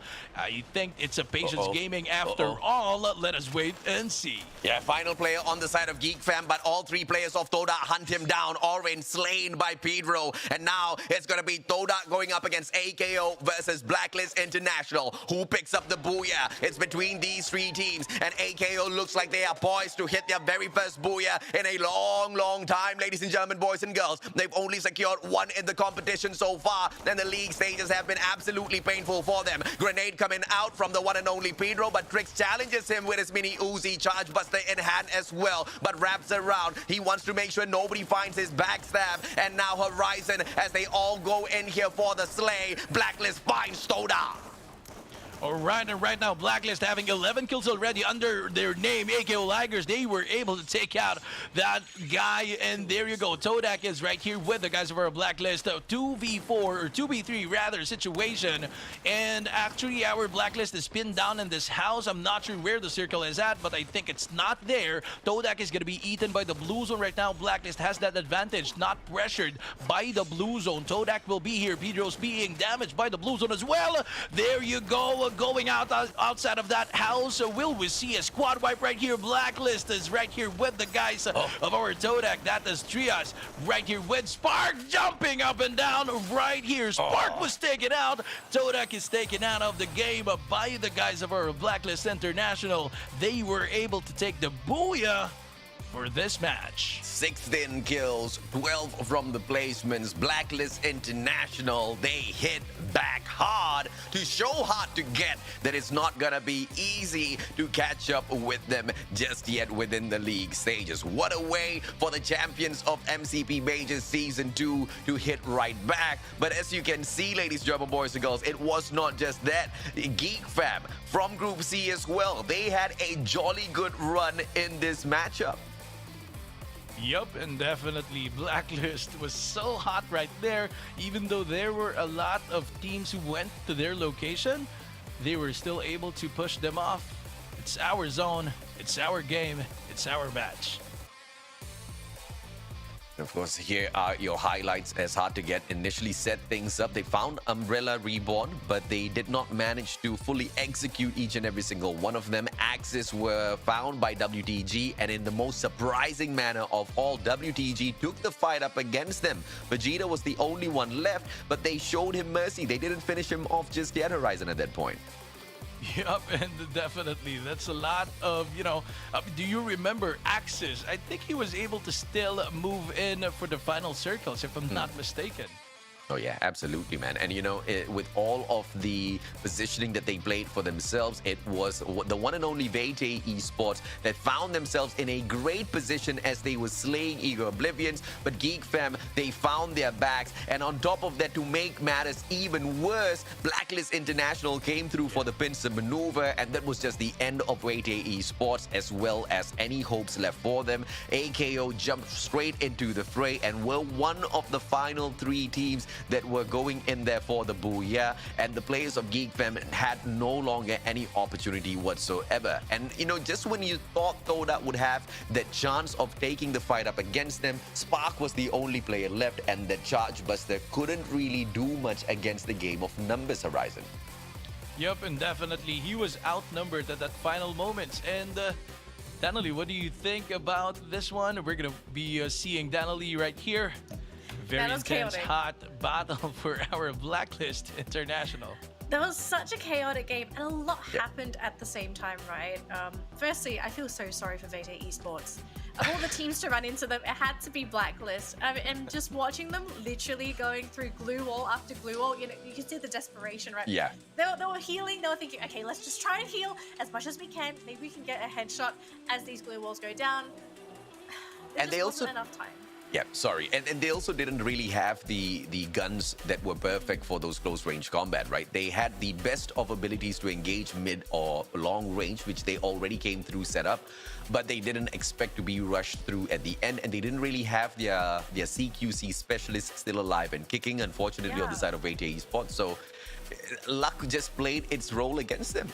Yeah, I think they also weren't expecting Blacklist to come into the compound so quickly, right? They were thinking, okay, let's quickly position ourselves. We're going to try and catch these teams as they come in. And it just sort of turned the other way around, right? They sort of set themselves up to be picked off. I think one of the other engagements I thought that was quite devastating was how Geek Fam were surprised by AKO. Looking at the movements, right, it looked like they were looking to take the compound, and it seemed like they didn't expect anyone to be in there because as soon as they popped their heads in, AKO blew them up, and they had no chance of making any kind of comeback, right? It was just such a quick takedown. And it was basically just Oren left. I mean, what can you really do as a single person? And he was stuck out there by himself going up against Todak.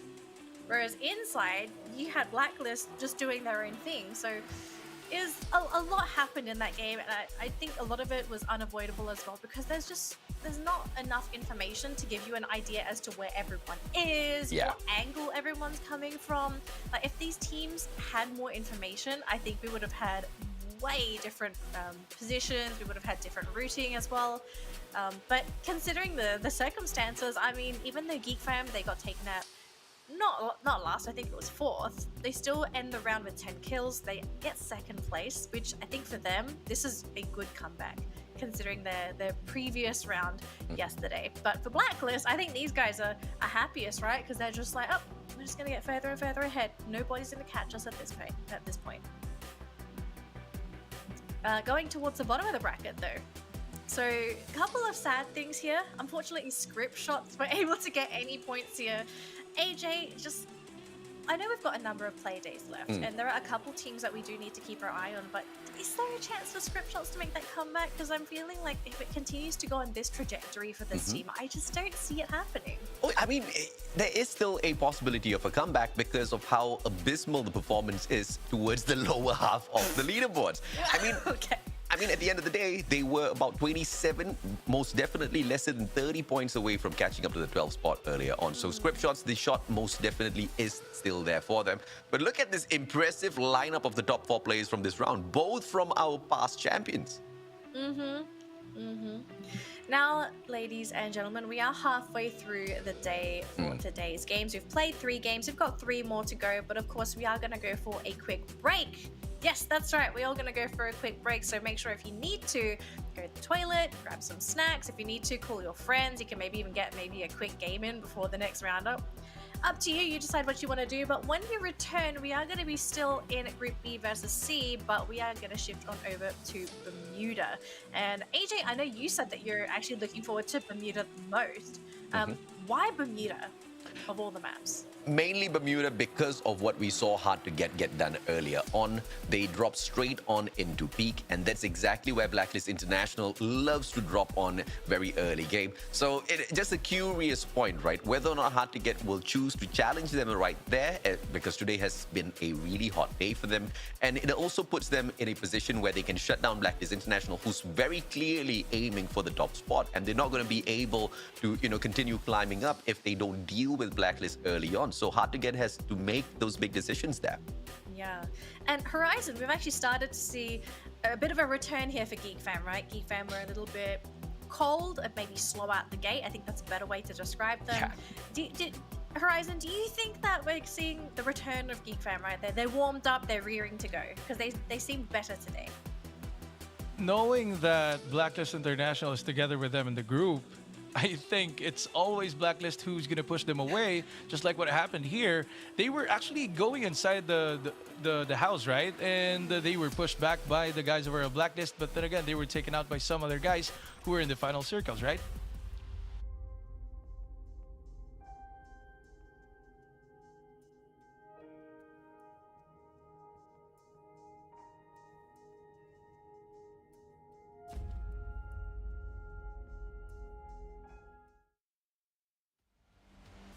Can they address the force? Some of the most dangerous players, Eva Radicals. Yes, from the back, but it will be.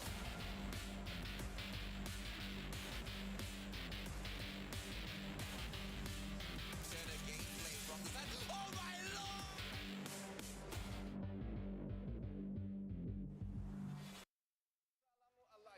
We are BTS! 프리파이어와 방탄소년단이 콜라보레이션을 진행하게 되었습니다. 네, 방탄소년단 스타일의 이모치가 궁금하시다면요. 네. 우리가 디자인한 코스튬을 입고 싶으신가요? 그러면 프리파이어에 접속하세요. 많은 깜짝 선물이 기다리고 있으니 프리파이어와 방탄소년단의 콜라보레이션 기대해주세요. 네, 많은 관심과 사랑 부탁드립니다. 프리파이어! 프리파이어!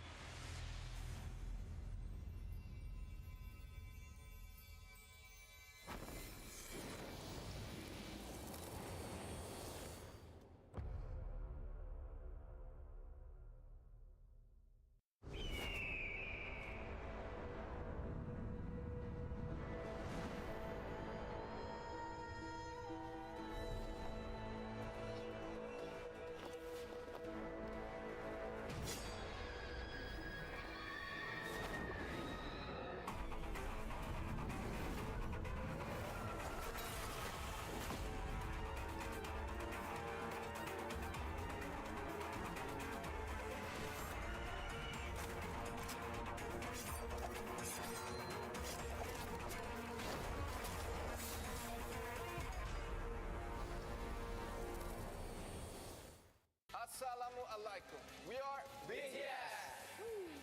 프리파이어와 방탄소년단이 콜라보레이션을 진행하게 되었습니다. 네, 방탄소년단 스타일의 이모치가 궁금하시다면요. Can they address upon some of the most dangerous players? Eva Radical cheers from the back, but it will be.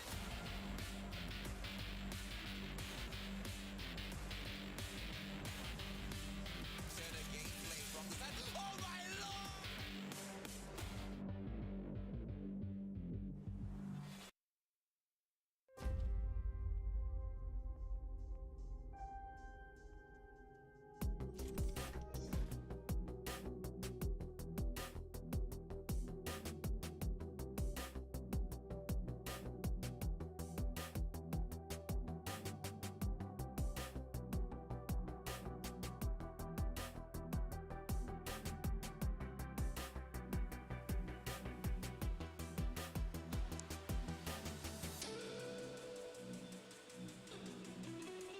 You know what? But if Geek Fam will be able to get that shutdown for our Blacklist International, they might be able to get that booyah that we're all waiting for.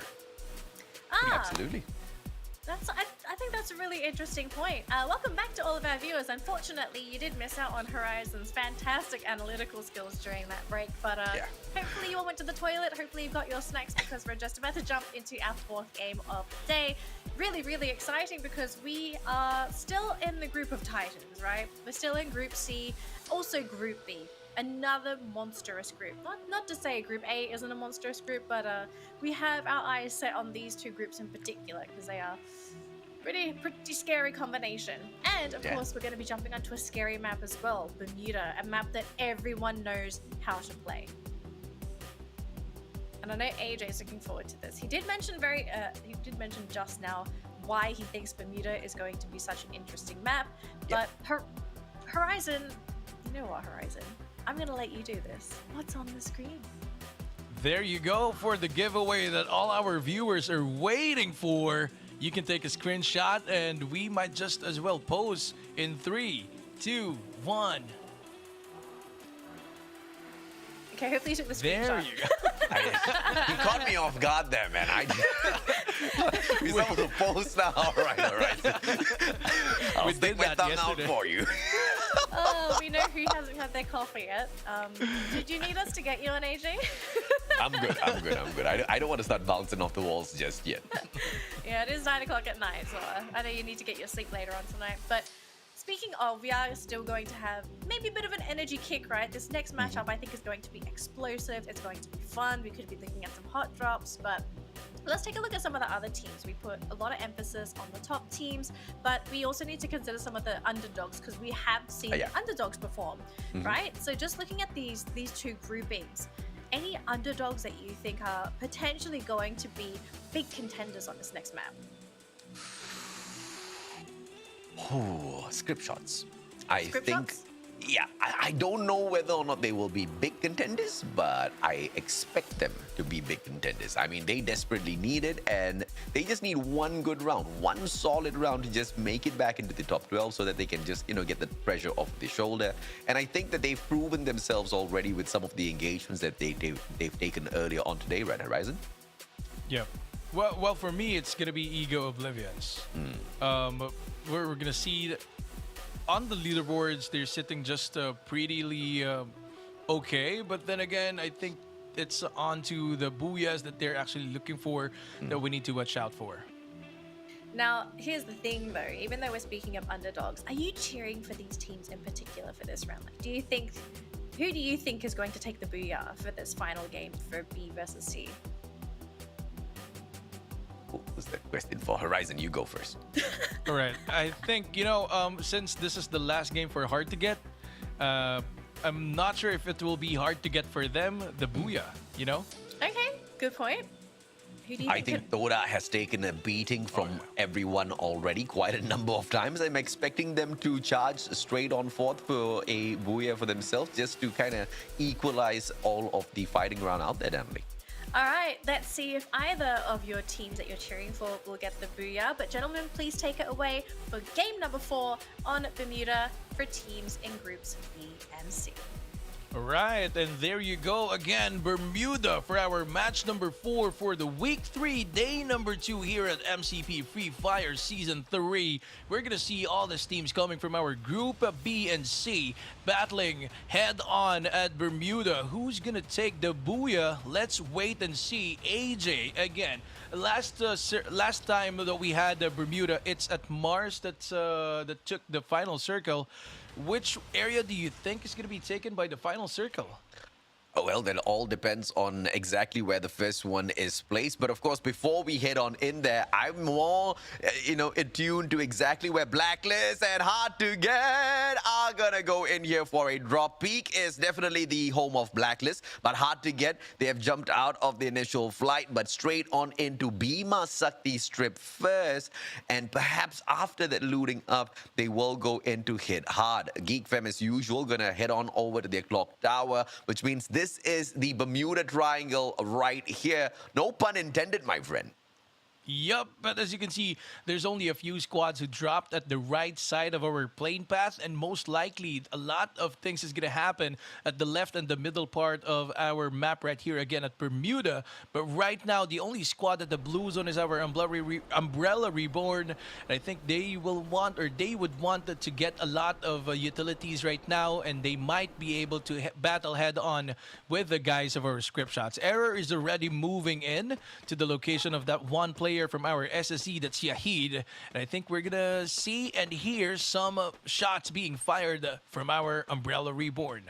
Thought that very interestingly, not moving straight towards Mars Electric, but instead dropping by Kotatua and then on foot heading towards Pochinok.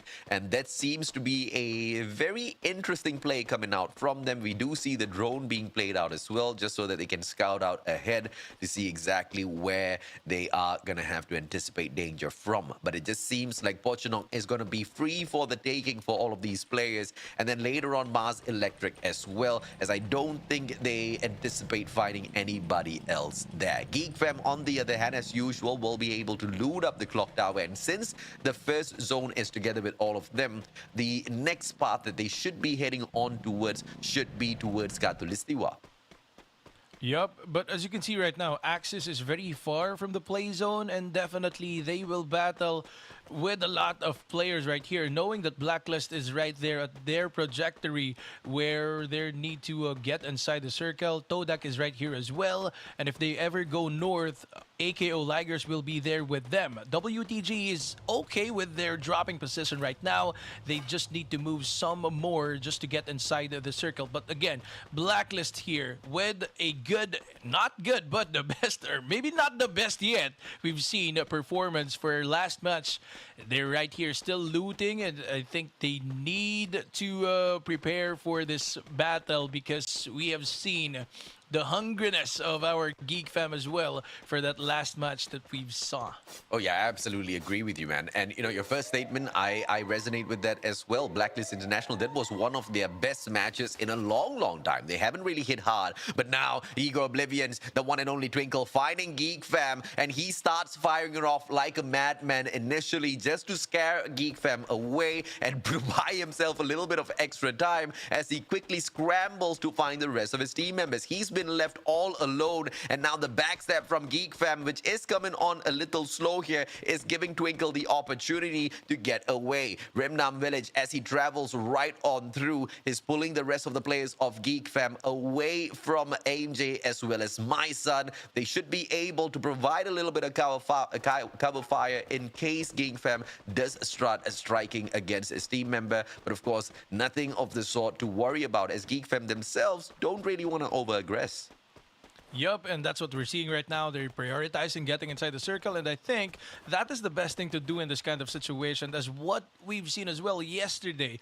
With match number 3 to number 6, this Titans that we're calling, I think they are all playing for the placement points, and they just need to kill some more at the final phases of the game. But right now, Script Shots having 3 kills already, and I don't know where that came from. Oh, I think there's our Umbrella Reborn, which has already 2 casualties. I think they had an early engagement a while ago. Yeah. E-Pants and one more guy from our Umbrella Reborn is not yet revived, and I think they will not be able to because there's this guys of our H2G and as well our Orange Esports lurking around at their right and their left. Well, Evra doing a lot for the squad. Now iPens brought right back into the fray as well. But Nell gonna be in a lot of trouble as he gets caught right in between two players on the side of Orange Esports. The biggest question here is, do they know that Nell is there? And I don't believe that information play has just been, revealed just yet. And Nell will have the opportunity to get away as long as he can keep his head down and just wait for the players of Orange Esports to evacuate from this area. Hard to get on the way in as well from the bridge. So that just means it will be trouble for Orange Esports if they continue to stay. Trouble for Hard to Get as well if at all Orange Esports already have the guns available for that long-range combat. Yup, and right now, our Hard to Get can actually give cover fire. But right here, another engagement coming from our script shots, taking some guys down of that Umbrella Reborn. I think we've seen another elimination. So we're down to the last 2 guys for our Umbrella Reborn SSC, having that wonderful 4 kills. And we're just 5 minutes in the game. Geek Fam is right here in the red zone. H2G is right here as well. So I think this will be another early engagement for our Geek Fam. Wherever they go, there are some guys right there waiting for them. Yeah, sometimes luck just is like that, man. Exact now being attacked and right above them, danger zone. So not a lot for Geek Fam to play with here. Shadow with a lot of pressure will be able to do exactly that with the powerful. But as he sends all of those shots back to back to back, he has to be a little careful as well so that nobody finds his back. Geek Fam, as they back away from the players of Hard to Get as well as all of their crosshairs, they will all be able to find a small little compound to group on in. And Hard to Get, they might be able to get away from the situation if they start moving, because the pincer from both Geek Fam as well as Orange Esports is one thing they do not want, especially with the setup of the next zone. Yeah, but the problem, brother, is that H2G is actually sandwiched right now by the guys of our Orange Esports and as well our Geek Fam. And if ever they go to the east side, Blacklist International is there. OE Jabat is right here, popping some shots, popping some heads as well with the guys of our H2G. We've seen a 3-1 split coming from our H2G, and I think in this kind of situations, it's not that an advantage right now because you cannot actually cover from, 2 enemies with you, 2 squads in front of you. Yeah, let's see exactly what they do now with all of this information at play. They see those players out there on the battlefield. 47 players still alive and kicking after all of those revivals, which means just one guy has not come right back in, and that is iPens from the side of Umbrella Reborn, who I believe just got taken down moments ago. So Umbrella Reborn, they are on a spree in terms of bringing their team members back, but they're just feeding other teams. And as far as Script Shots is concerned, they'll welcome plays like that back-to-back because they are desperate for some points.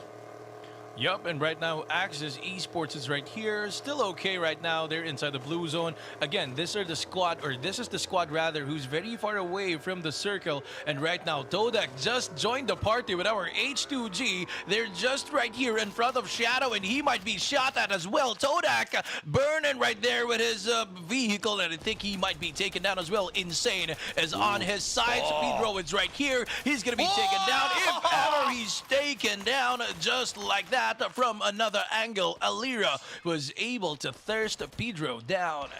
But now Geek Fam firing against these players as well. So Vete Esports now chipping on in. WTG has been found. Let's see if or not Vete Esports will be able to slay one of the underdogs of the competition. WTG Expert, they showed us exactly who's boss earlier on, but it's not going to work out against Forbits. Forbits needs to finish this off because the crossfire is coming through from the other teams as well. H2G, they find the crosshairs of the players of Geek Fam being taken down one after the other. Forbits, on the other hand, no name.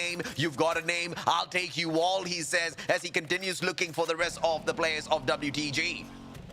Vete is doing this hot because this is their last match for tonight. WTG is actually pinned down as well, but he was able to thirst one guy, but he was taken down from afar by Shadow of our H2G. This is the 3-1 split that I'm talking about a while ago, and it actually did not give them any advantage because he'll be taken down as well anytime soon because the guys of our Geek Fam might know that information, and TDK Pedro is right there receiving some shots as well. Ego Oblivion is right there with that very far split right now. I'm not sure if that's gonna give them an advantage or what, because that is very far. If ever our Geek Fam knows about that, I think it's soon that they'll be able to push the guys of our Ego Oblivion.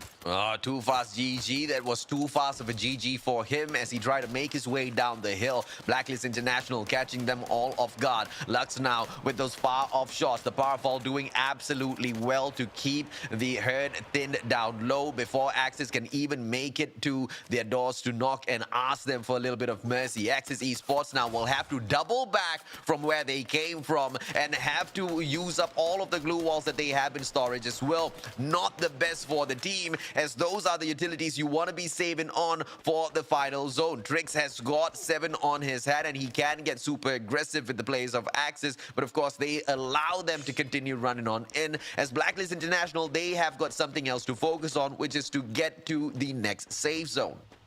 This is what I like about Blacklist International. They always prioritize getting inside the circle. Although they know that they can take some guys out from our Axis, they did not push through anymore, knowing that there might be some people getting first in the location that they're gonna camp at. And right now, it's what they did. You know, having that, what do you call this, discipline that you need to go first in the circle, it's actually good, and it's actually what we've seen. As soon as the circle popped out, Blacklist International just moved away from our Axis. Yeah, absolutely. And it's those kind of decisions that makes Blacklist International so dangerous out here on the battlefield, because they understand prioritization. Some of these teams, they just jump on in there for the fray, looking for those highlight reels, looking for those kills for themselves, but not really prioritizing exactly what the group needs above everything else. The players of Script Shots now got in a very tight spot. They have their eyes on the players of AKO, but just behind them, Umbrella Reborn, they can take that backstab and they can punish the players of Script Shots. But no such thing just yet, and Script Shots taking the window of opportunity to continuously punish AKO and keep them trapped in this compound. But AKO, they've got the circle. Script Shots now, they have to face off against 2 different teams, and Toda, they chip in as well. 2 players lost now to the rest of them. Rose and Shaheen, they need to reposition. Yup, definitely they need to reposition because they're at the brink of the blue zone. WTG Expert is taken out of the game. Geek Fam is already pushing the guys of our Axis. Vegeta, the front runner for our Axis, and he's now running away, knowing that Geek Fam is already onto him. Fikri is right here, 2 kills for the squad, and I think that's Blacklist International, who's as well in the vicinity. Vegeta is taken down. Xbot and Cobbs is the last 2 guys for our Axis, and Geek Fam is already surrounding them. I'm not sure if they'll be able to go outside of that anymore, but he was able to take down 1 guy from our Geek Fam. 2 guys taken down. Axis with the shutdown right here. 2 guys remaining for our Geek Fam, and they were not able to give any backup. But our Blacklist International Trix is right here. He might be sandwiched, but there you go again, prioritizing rendezvous with his teammates. Blacklist with this guy. Script Shots eliminated of the game already. Geek Fam with only 2 players alive and kicking. I think they will not be able to take the booyah, but Blacklist is right here, getting the shot down again, giving cover fires for the guys of our Geek Fam. Axis might be taken out by our Blacklist International, but there you go for the cover fire. Geek Fam is right here. I think it's the best time to push, brother AJ. What do you think? I think it's the worst time to get third-partied by a squad. And now Orin down to the ground. Final player, Mini Uzi in his hands. And I don't think Fikri can do much out of this situation. He chooses to bolt, but he bolts straight towards the players of Hard to Get. And now Fikri stuck in a very difficult position. He's got Blacklist, he's got Vete Esports, he's got Hard to Get, he's got no options left. The question is, will he survive? Vete Esports, they now start engaging with Blacklist International. Just the dome between both of these teams, and Vete Esports will be able to play for a little bit of cover, but they have to be careful because Toda right behind them will be able to take advantage of this. And now as Vete Esports prioritizes the next circle, Blacklist International with the best best position to take those backstabs. They catch up, it hard to get with just 2 players left in the fray. Is not in the best of positions in terms of numbers. Vete is now sandwiched by 2 squads right here. H2G is as well in the vicinity, and also Todak is right here again. JC's receiving some damage coming from our Vete Esports, but then again, Vete has to be careful. Blacklist is just behind them. GeekFam Victory still alive and kicking. They're taken out of the game by the guys of our H2G. JZ is in that proper position at the right time. Blacklist being taken down right here. They are actually need to move outside of the open. Oh, yeah. And there's a lot of people right here at the areas that they're going to. Oh yeah, Toda, this was the bet that I placed earlier on, and now they are point blank right in the middle of the next circle as well. I mean, sugar in my mouth, ladies and gentlemen, boys and girls. Toda in a prime position right now to secure the booyah for themselves, but as well as all of the crosshairs from the rest of the teams, as that's exactly what they'll be looking on into before they start traveling in towards the next circle. Phoenix taking the shots up against 4-Bits from Vete Esports, but 4-Bits with the flick finally shuts down Blacklist International, and now they can focus on moving on in to take H2G out of the equation before they finally engage with Toda. Yup, and this guy has to be careful with Umbrella Error. As you can see, he's just waiting again. But Vete is going for the push towards the guys of our H2G, knowing that there's only 2 guys there remaining. Umbrella Error just went down as well. I think he's going to be taken down by the guys of our Vete Esports as well. And as well, those guys from our H2G. JZ right here, he doesn't know where to go because the guys from our Vete is actually chasing him, and Hard to Get is eliminated right now. I think that came from another area. I think that's Do Easy who was able to take them out. Yeah, unfortunate for him. He found the best vehicle out there, the monster truck, but did absolutely nothing with that monster truck. Toda now in the hot seat, but they will stay quiet. Vete Esports still alive and kicking, and Spark and Pedro down onto the ground. Vete Esports, this is the kind of opener we want to see. McRory now, Charge Buster! Takes Pedro out of the equation, and the Grenadier, the one and only Kobe from the Philippines. Vete Esports with McRory, they go into strike, and Toda, the first victims, taken out in the 5th spot. Vete Esports, what else can they bring into this game as they now have the vantage point as well? Orange Esports, the next one in their eyes. McRory, final grenade. Will he get the kill? Dyron takes that away. 4-Bits down on the ground. Jaboyua with the well-timed time turner. It's just absolute chaos all around Horizon. Let's Go is right here trying to get some more heads out of our AKO Ligers. Umbrella Reborn Error is still alive and kicking. We're down to the 4 teams remaining. AKO Toby is right here, still complete with the squad. And there you go. Very little blue zone that we have right here. It's a God level movements coming from the guys of our AKO Ligers. Jumping right and left. Orange Esports was eliminated. Vete eliminated as well. AKO Jaboyua who took the booyah. Oh, the second booyah for the team AKO Ligers. What a run and what a way to make sure they do not stay in the bottom of the leaderboards, ladies and gentlemen, boys and girls. AKO Ligers desperately needed 40 points to catch up with the 12th spot, and this is most definitely a good place to start. Wow. You know, for a while, I thought it was Umbrella Reborn, but then again, it was AKO Ligers because I actually don't know what happened right there with that final circle. There were a lot of players right there. Yeah, that's the problem, man. Too many of those players, too many teams surviving for the battle of those final circles. And I quite honestly thought Vete Esports was on the brink of annihilating all of the other teams, but they were just moving in towards the middle of the circle a little bit too late, and a maze of glue balls right in front of them just threw them off of their sights just a little bit, and all of that hesitation gave that window of opportunity to the other players to shut them down from the back, and AKO were in the right place at the right time. I'm most curious about how many kills did they manage to pick up for themselves before they finished things off, because I wasn't really paying attention. Yep, I think they did a lot, but as you can see, AKO Ligers did what Todak did to our, Vete did to our Todak, because Todak, as you can remember, they camped at that one house and they were pushed by our Vete Esports, and that's what our AKO Ligers did as well.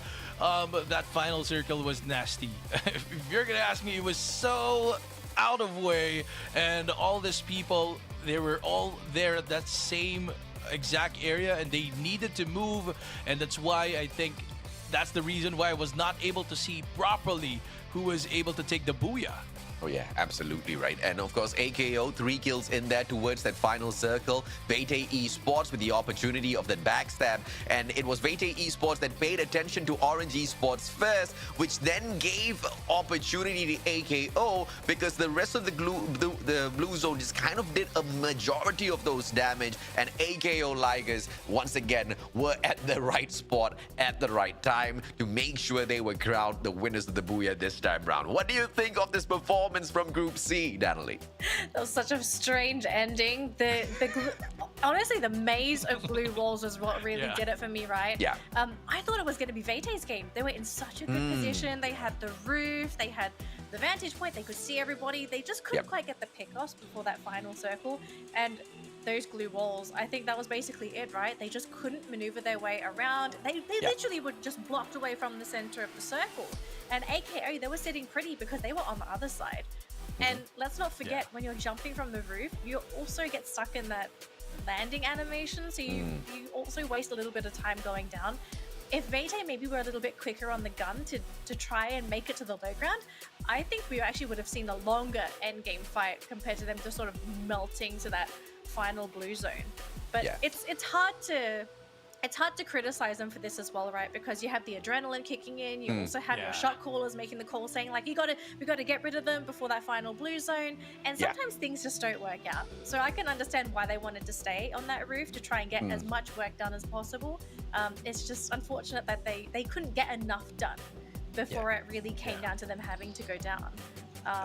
That's the only part where I feel like I would disagree. They got enough done because that enough was just performing slightly better than Toda.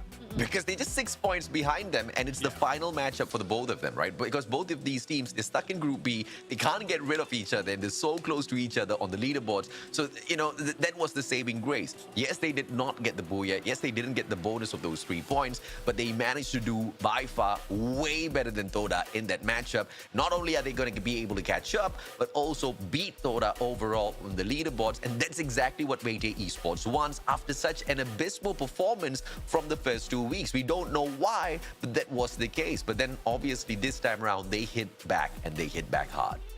Well, it's paying off so far, and hopefully they do continue on that trajectory, right? Because if they keep playing like this, they will solidify their position on the leaderboard, and maybe if anything happens, let's say they have one bad play day, then they have those points to sort of buffer them. Right, to ensure that they don't lose their placing. But here are the points for that round just now. And this is also the last game for the teams in Group B. So after this, they're going to have to sort of sit back and see what happens in our next matchup, which is going to be A versus C, and whether these teams and these groups are going to cause a major shift on that leaderboard. But Vete finishing with 21 points. Yes, they didn't get the booyah, but of course they do appreciate these 21 points. AKO Ligers, yes, they were the ones to grab the booyah themselves. They take home 17 points. This is also another big one for AKO, right? Because this is another team that has really needed these points for such a long time. And here we go. Here's the leaderboard. Where is everyone at? And here we go. Vete in 5th place, 3 points over Todak. So got to be proud of themselves. This team climbed from bottom 3 at the beginning of the season to 5th. This is going to be such a good feeling. Nothing to add? All right, I'll continue. Horizon was... I didn't want to hog the mic all that too much, Horizon. Anything you want to add, Horizon?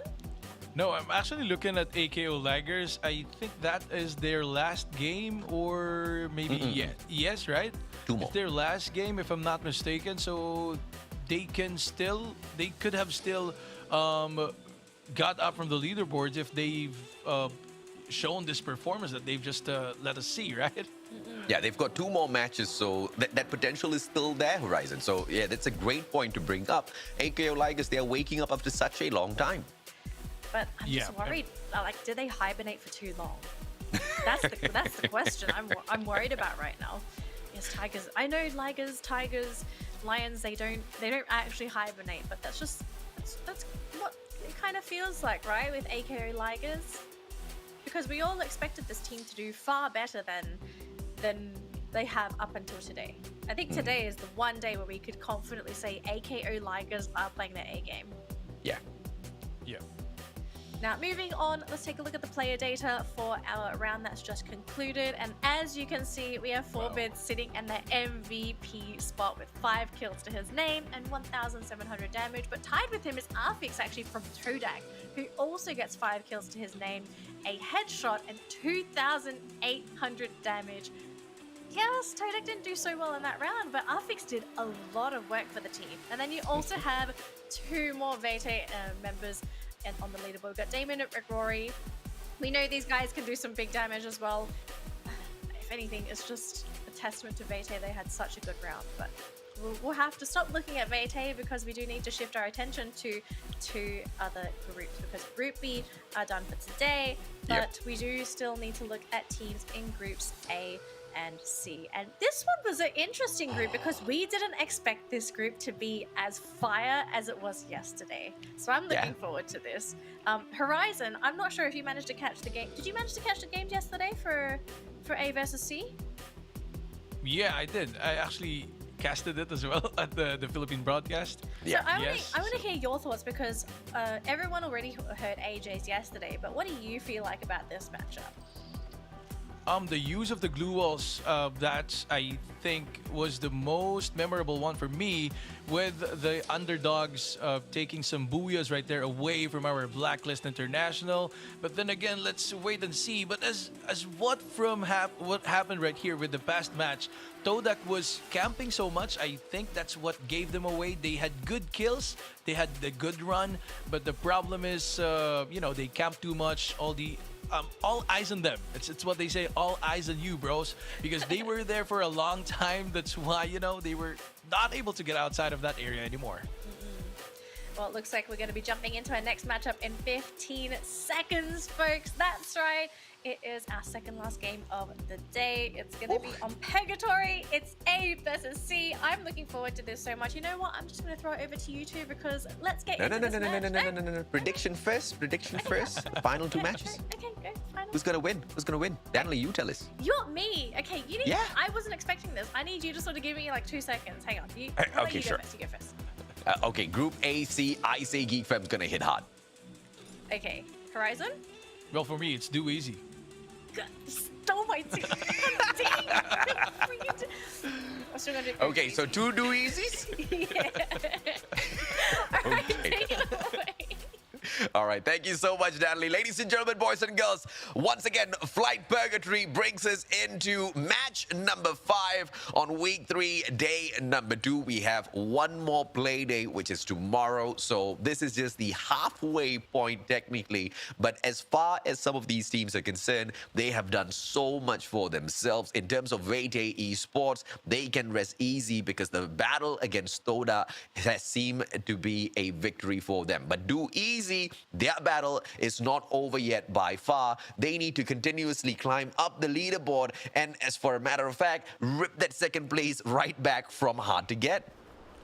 Yup, but let us see right now. Quarry has 2 squads with there right now. Ego Oblivion and as well our EWG. But I think EWG is outnumbered right now. There's only 2 players right there for our EWG. While for our Ego Oblivion, there's a full squad in that area and they might be taken out early on. I cannot see any revival areas around this one.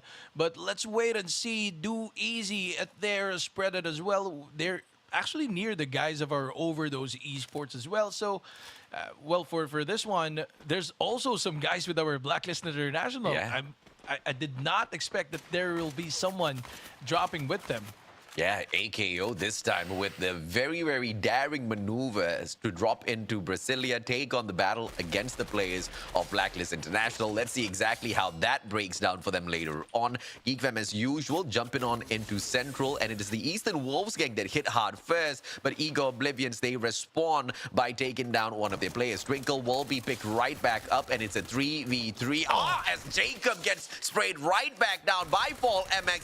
Out of nowhere, the backstab is just just absolutely solid. And Eastern Wolves gang, they have taken control of this battle. AMJ final player, but he's not going to get slain just yet. AKO as well as Blacklist. We jump right back in towards this standoff once again. Initially, it was Blacklist that was setting up an ambush, but AKO has somehow or other managed to avoid those initial battles and separate into two groupings here. A 3-2-1 split with Seiya the only one to be able to provide those cover fire. Let's see how they get out of this sticky situation here.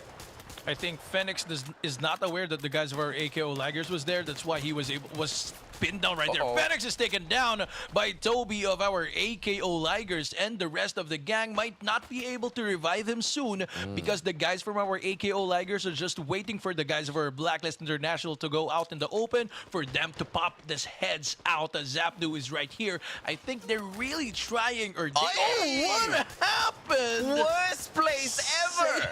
Yeah. What? Worst place ever to heal yourself up, and he pays such a high price for that. AKO take advantage, but they need to go in for the ambush now. They've set themselves up good. Lux down on the ground. Zapnu from afar. He is very low on HP as he tries to recover his health and get away from the situation.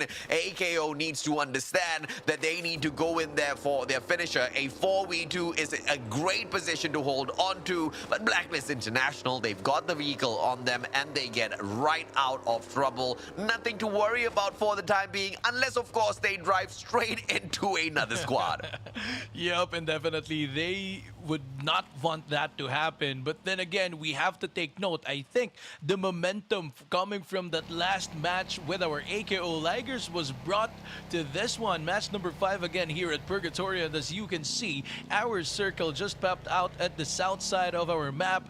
Overdose is already moving in, but our Do Easy is right here as well. Spade might battle head-on with the guys of our Overdose. Oh no, I think he's gonna be covered by the guys of our Overdose. Achop is already here. Jesbu is kind of moving away from the area. They're still on their vehicles. That's why we haven't seen any shots being popped out. But right now, Jesbu is already on his foot, and most likely he's gonna throw some shots towards the guys of our Overdose Esports. But right now as well, our Blacklist International is in the vicinity, knowing again that there's only 2 players remaining for the squad. I think they will not engage yet with these guys of our Overdose and as well the guys of our Do Easy. But right now, AKO Laggers just staying right here, trying to lure the guys of our Overdose to their location. But then again, Overdose might move inside the circle soon. But the problem is, again, there are a lot of players who's there waiting for them, gatekeeping these guys of our Overdose. Now let's see exactly what they will be able to pull off. Zapnu successfully brings Phoenix back into the fray. AMJ does the same for Jacob. And therefore, ladies and gentlemen, boys and girls, we are back to 45 on the count. Only 3 players down and out. Potentially, there might be revivals later on. No squad wipe coming through just yet. So it's still a viable option. And, you know, chaos will ensue as we gather all of the teams in the next circle. But of course, as we set that up, the players of Ego Oblivion, they try to get away from Do Easy. It's been good so far, but can they continue keeping their distance? Because they're just out in the open, not much of this ground to make use of. Yeah, but you know, they are inside the circle, so I think it's going to be a good advantage for them. They just need to camp right here. They have 1 kill already, but 1 guy from their squad is taken out. Oh, what happened right there? They just said hello. 1 guy from our Overdose just said hello to this error of our Umbrella Reborn, and I think he's going to regroup with his teammate, Niel, and they might move away from this area, knowing that there's 1 squad with them. Niel and Error camping right here near campsite, so it's really a camping area that they took. Absolutely right, Horizon. But of course, as they camp out at campsite, let's see exactly who else drops by to join their little bonfire. Although I wouldn't really suggest that. You know, quite early in the day. Don't really need no fire. But unless they want to start the barbecue real early, right? Icon, they are going to be the squad that drops by, perhaps to participate at this little barbecue party that the players of Umbrella Reborn are going to throw.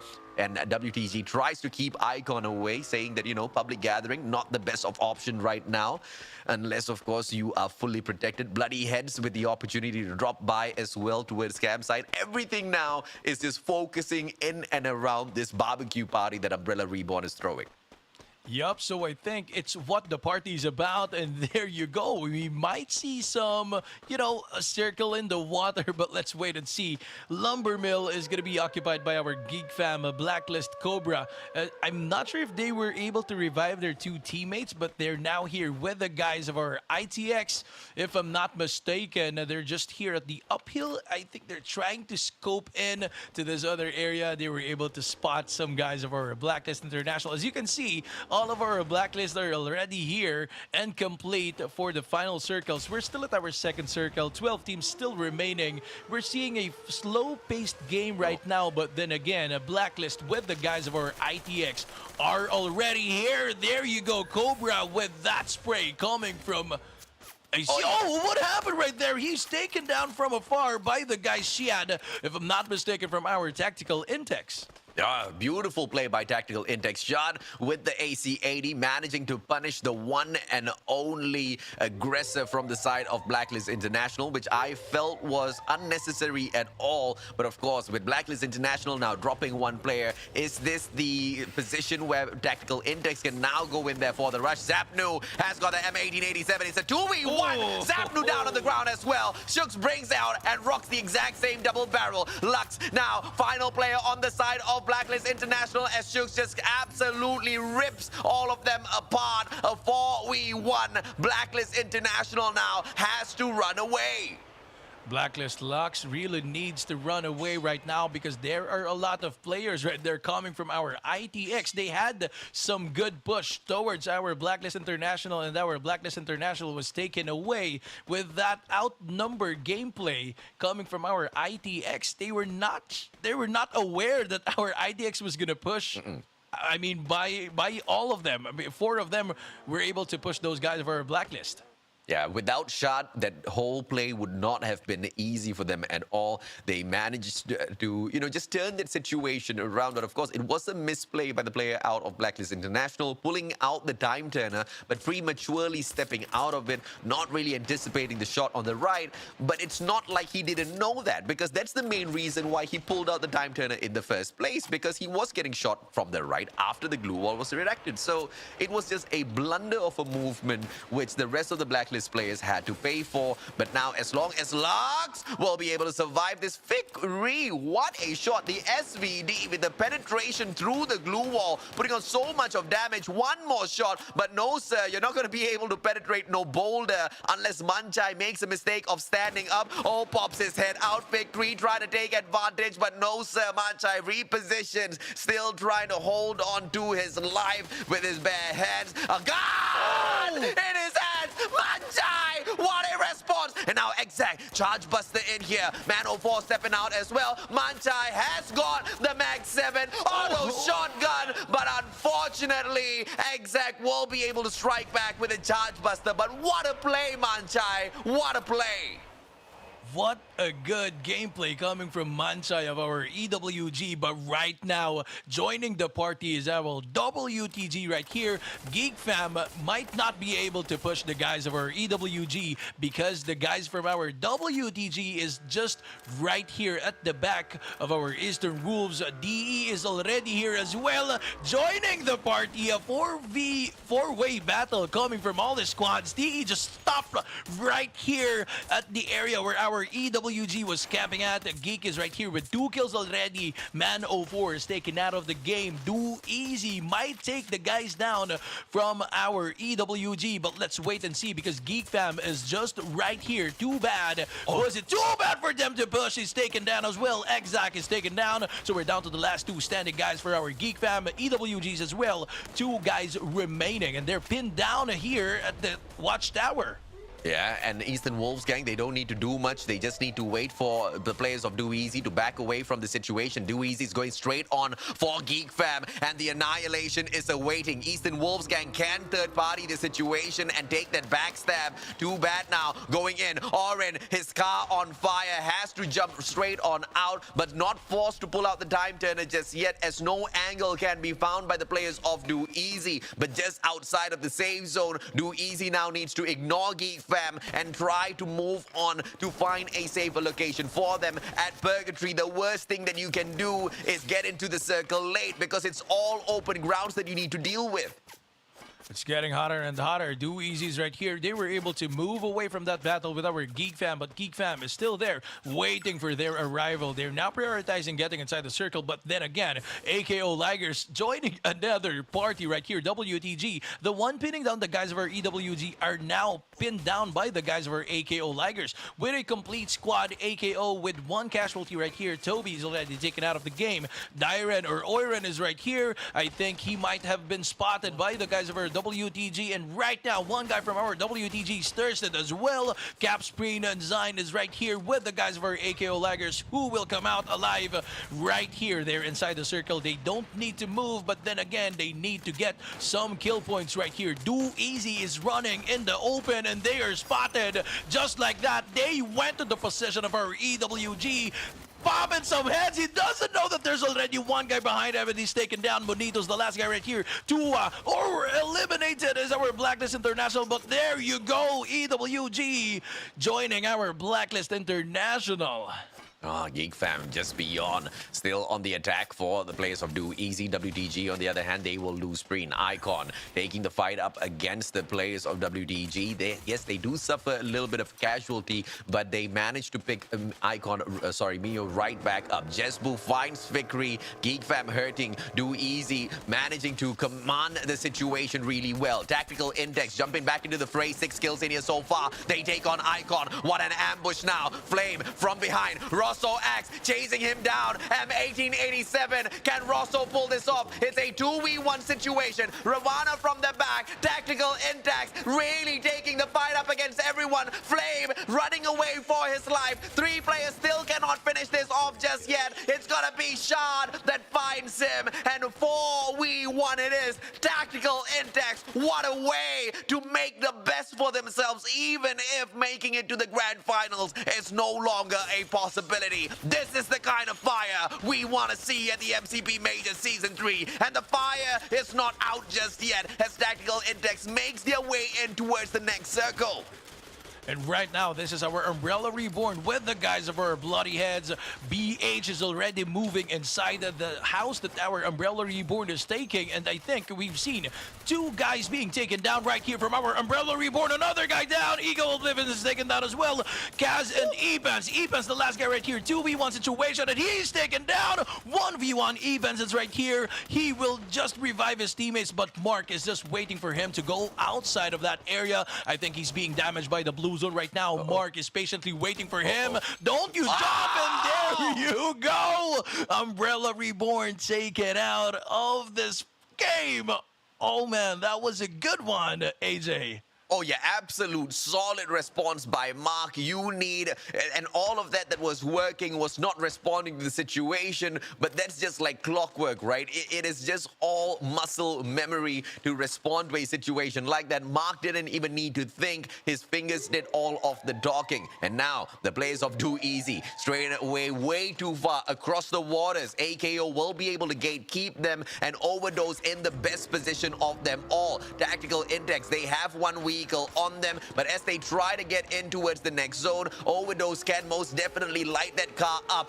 Shooks, he does have the grenade launcher in hand, and they have to shave Shooks no matter what. Tactical Index in a lot of trouble right now. Everybody else is gathering around them, pulling up all of those glue walls, and all of the other teams, they attack them at the very same time, but the battle is on as crossfire after crossfire. The teams take each other out. Tactical Index, they save Shard, they save Shooks, and that means the grenade launcher is still viable for the final circle. With only 3 teams left, I think we're down to another taken out. Another team taken out right here. Overdose with the guys of our ITX. They might just get one booyah right here. They're now pushing to the location of our Overdose. All squad in. 3 players pushing to this. 2 players last for our Overdose. And we're seeing a booyah coming from our Tactical Intex. What a play, Tactical Intex. What a booyah. Finishing things off so solid. And this was the statement that I made yesterday. It doesn't matter if Tactical Intex can no longer make it through to the grand finals, because now all eyes are on them. And if they can prove that the fire within them can never be put out, if they can prove that their confidence will be able to take them all the way to see that booyah time and time again, they will be able to still show that the brand is alive, and they pick up their very first booyah of the league stage to do exactly that. What a way to stay alive. Hats off. I tip my invisible hat to the squad. I am very happy for the squad. I'm very proud for the squad for still playing, even though we know how they sit on the leaderboard. They still managed to take a booyah right here with the best squad. As you can remember, the Titans are here in this match that we just saw, and they were able to get that booyah wonderfully well.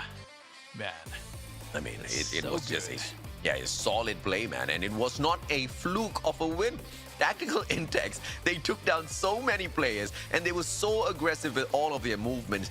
This is the kind of Tactical Intex that we were expecting. I mean, the wipeout of Icon was just spectacular. They drove straight on in there, had close to no time at all to strategize how were they going to take this ambush, but it was the execution of perfection, and Icon could do nothing at all. Mark with a highlight play there for himself, but at the end, it was still Tactical Intex that were in our eyes because of their tremendous play. And it was the decision making of immediately dropping by and running towards the middle, where they were out in the open under fire by all of the other teams, because Shook got taken down and he had the grenade launcher. Without the grenade launcher, it was going to be game over. So they invested everything into that fight. But it was like, you know, the gods of RNG helping them out, because at that very moment, the teams just started shooting each other instead of Tactical Intex. Yeah, I was so shocked that they just decided to move away and just decide like, oh, okay, we'll just leave them alone. We've got our own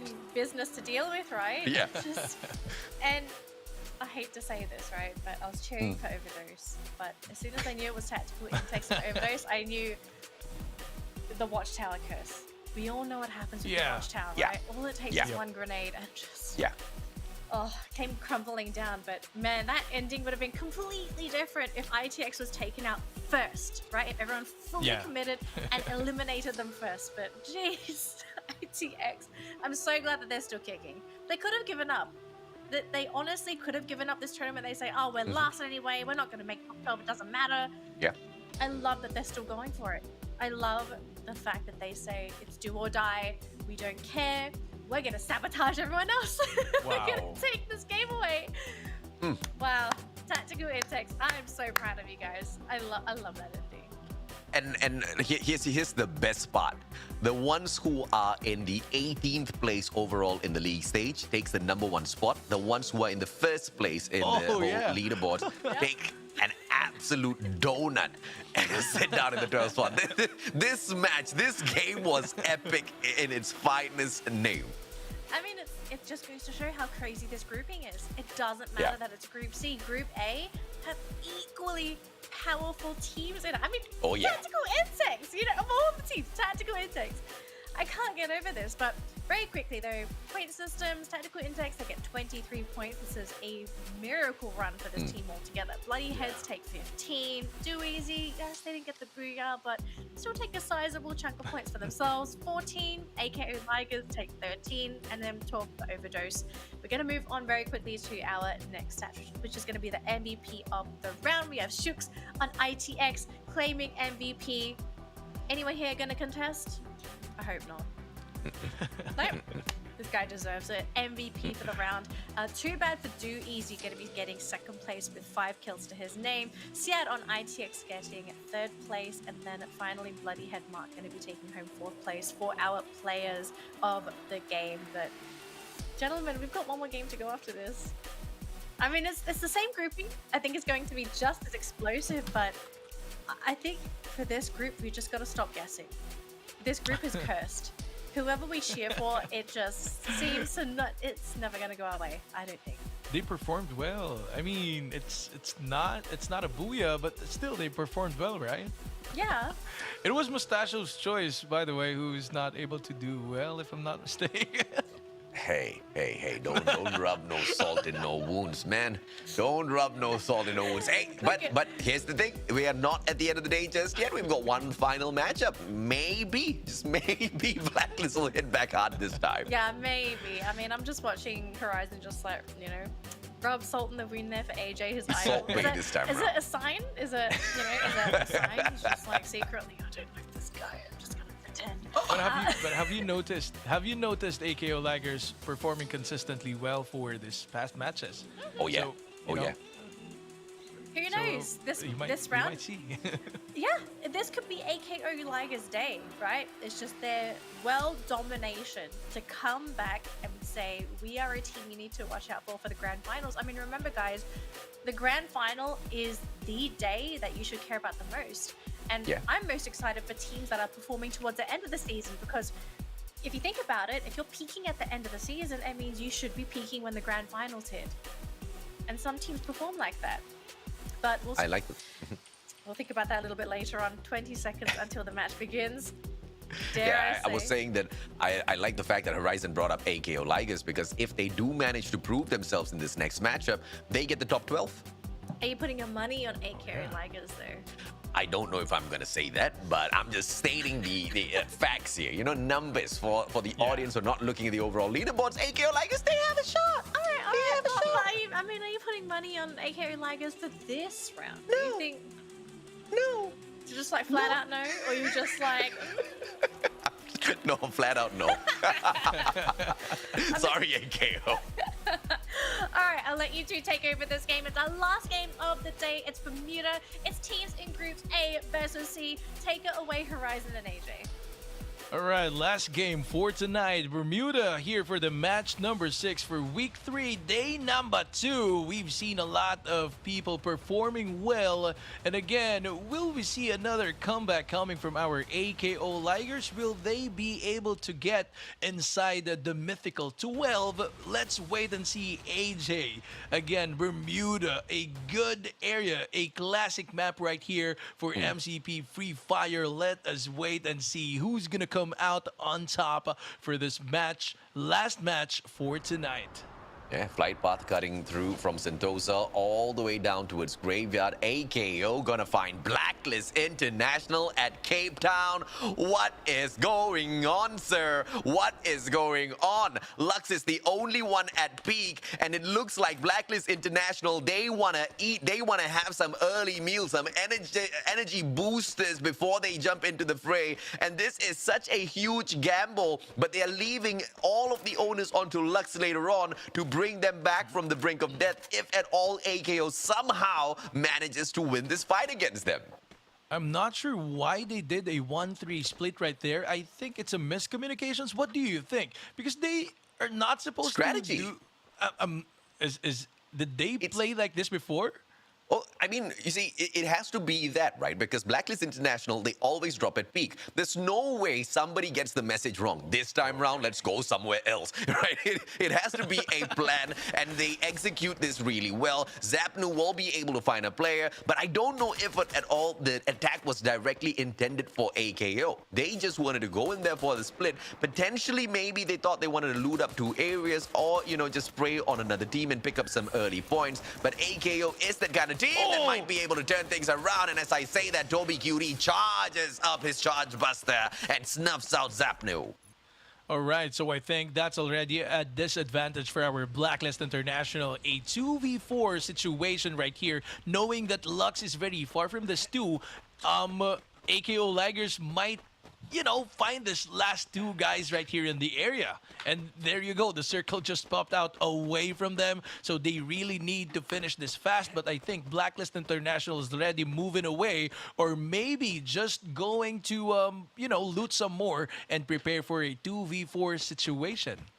This is why Daddy always said, son, do not gamble, because it's a 50-50, and most of the time, the house wins. And clearly, Blacklist International finding that out the hard way. Yes, they have lost one player, but now two of them stuck in a very, very unfortunate situation where they have to continue looting and hoping and praying that the rest of the AKO squad does not come knocking hard on their door. The one saving grace here is Horizon. Phoenix, the MVP of week number 1, the almost MVP of week number 2 as well, is still alive and kicking. And he, my friend, can turn things around for the side of Blacklist. But let's wait and see if that's gonna happen. And there you go. I think that one guy, Lux, is already moving to the vending machine, and definitely it's their tactic. After all, they want to loot some other areas, and there you go. Icon is right here at Bullseye with no one with them. The blue zone is already shrinking in. We're gonna see the second circle popping out. We still have 12 people, 12 teams right here, and 48. I think Blacklist International was able to revive one of their teammates. Yes, Zapnos right back into the fray. Lux with the backstab. This is potentially a GGWP situation for AKO because they haven't really over-aggressed. They haven't found the rest of the players of Blacklist International, and they've very uncomfortably put themselves in a flank position, giving away the opportunity to Blacklist now to take that backstab. Lux now just trying to cut the distance between himself as well as all of the other players. This is unfortunate for the side of AKO if they do not survive this. Seiya has got the AK-47. Dyron, on the other hand, just little by little with the Woodpecker chipping out at Seiya. Phoenix will be able to find him. Seiya taken out of the equation. Dyron still with the pressure onto Lux. Two players firing up against him at the very same time. One final glue wall needs to be played, but Lux, even without that, manages to survive. And Toby coming in for the finisher. Charge Buster! And a 2v1 will find them. Lux in their hands. And it's a 1-4-1 so far. A 3v3. Jaboywa down on the ground. Blacklist International now. They have the advantage. Cobra coming in for the finisher. What sort of gun does he have on him? He has the UMP. High fire range, close quarters combat. He will be able to punish. Question is, grenade! It will be the flash freeze that punishes the players first, and he comes in for the finisher. Nobody else there to answer. Toby with the charge buster waiting for Cobra to step on in. Is he gonna get the flash freeze on the pop as well? Phoenix steps on out. 2v1. Cobra will be able to find Jaboywa, and Blacklist International now. They take command of this situation. Toby Cutie managing to back away. Charge Buster doesn't get the kill, but he still survives Horizon. All right, and right now, Cobra is right here controlling the situation between the guys of our AKO Ligers. Toby and the Oiren is right here with the guys of our Blacklist. Phoenix and Cobra, I think they're trying to heal up some more. They're covered by the blue zone right now, and I think they're waiting for these guys to go outside. And right now, one guy from our AKO just went out, took one guy down from our Blacklist International, and we're down to a 1v2 situation, and Blacklist is taken out of the game. Oh, Daddy said don't make that bet. Daddy was always right. Mio down on the ground, bloody head now. Opportunity to face off against Geek Fam, who are stuck under the danger zone. Mars Electric as usual, electrifying one of the best underdogs who have made such a huge name for themselves through the MCP Major series, and now over at the MCP Major Season 3. They are one of the veterans, and they are not really looking to become feed or food for Geek Fam. Geek Fam has their eyes on them. Exec not really backing away from this fight, but Carloy has the AC-80 to punish, but he just needs to find that accuracy. Will be able to spot a couple of players, but the terrain just making it a little difficult for him to find them within his crosshairs. Yeah, the problem right here with the position of Geek Fam, they need to move to the position of our Bloody Heads. And right now, there were some people running around them. Umbrella Reborn just passed by in front of them. And right now, I think they were actually lucky with the circle. They're still inside, if I'm not mistaken. But the problem is, Do Easy is right here as well, together with our Umbrella Reborn. So I think it's not going to be good as well for our Geek Fam. They might not be able to get outside of that area anymore. But let's wait and see. They're pinned down. This is what Danelli was talking about a while ago. This watchtower that we're seeing, they are all here, and one nade can actually take them down. Let's wait and see if that is what's going to happen right here for this last match that we have for tonight. Oh yeah, absolutely, man. Let's see whether or not Geek Fam, the champions of MCP Major Season 1, actually makes that blunder of that watchtower, right? It'll be absolutely hilarious, but of course, a lesson that I'm very sure, will learn from. Do easy. They lose Spade right after Too Bad goes down. Jesbu as well as Jembal taking the fight up against the players of Bloody Head, who have such a great compound with them, but Umbrella Reborn making it tough for them to hold on to their position as well. Umbrella Reborn, they disengage from the situation. They do not want to take on two Titans at the very same time, and therefore Do Easy, they get a little bit of room to breathe. Nail now will be fired upon by Jembal. Jembal finding all of those shots. Here comes the Riptide Rhythm as well, but Nail, instead of staying behind the ridge, chooses to jump on out and gets taken down way too easily, Horizon. Yup, and our Do Easies right here, last two guys, and they were able to take out three guys, I think, from our UMB, or what we have as our Umbrella Reborn. Cuz is just waiting for the next circle. Problem is, he's outside of it, so I think he really needs to move right now. But he's just waiting for the guys of our Do Easy to come down, so I think it's going to be later. Oh, what is happening right here? Michael Phelps is right here. Jacob with Twinkle. I'm not sure why they opted to swim towards the circle, but the problem is that the Do Easy is right around the corner as well. The good thing is that the Do Easy, I think, is not aware that our Ego Oblivion is right here. Yet. That's Yet. the key word. Yet. They just need to turn around and they'll be like, oops, what do we have here?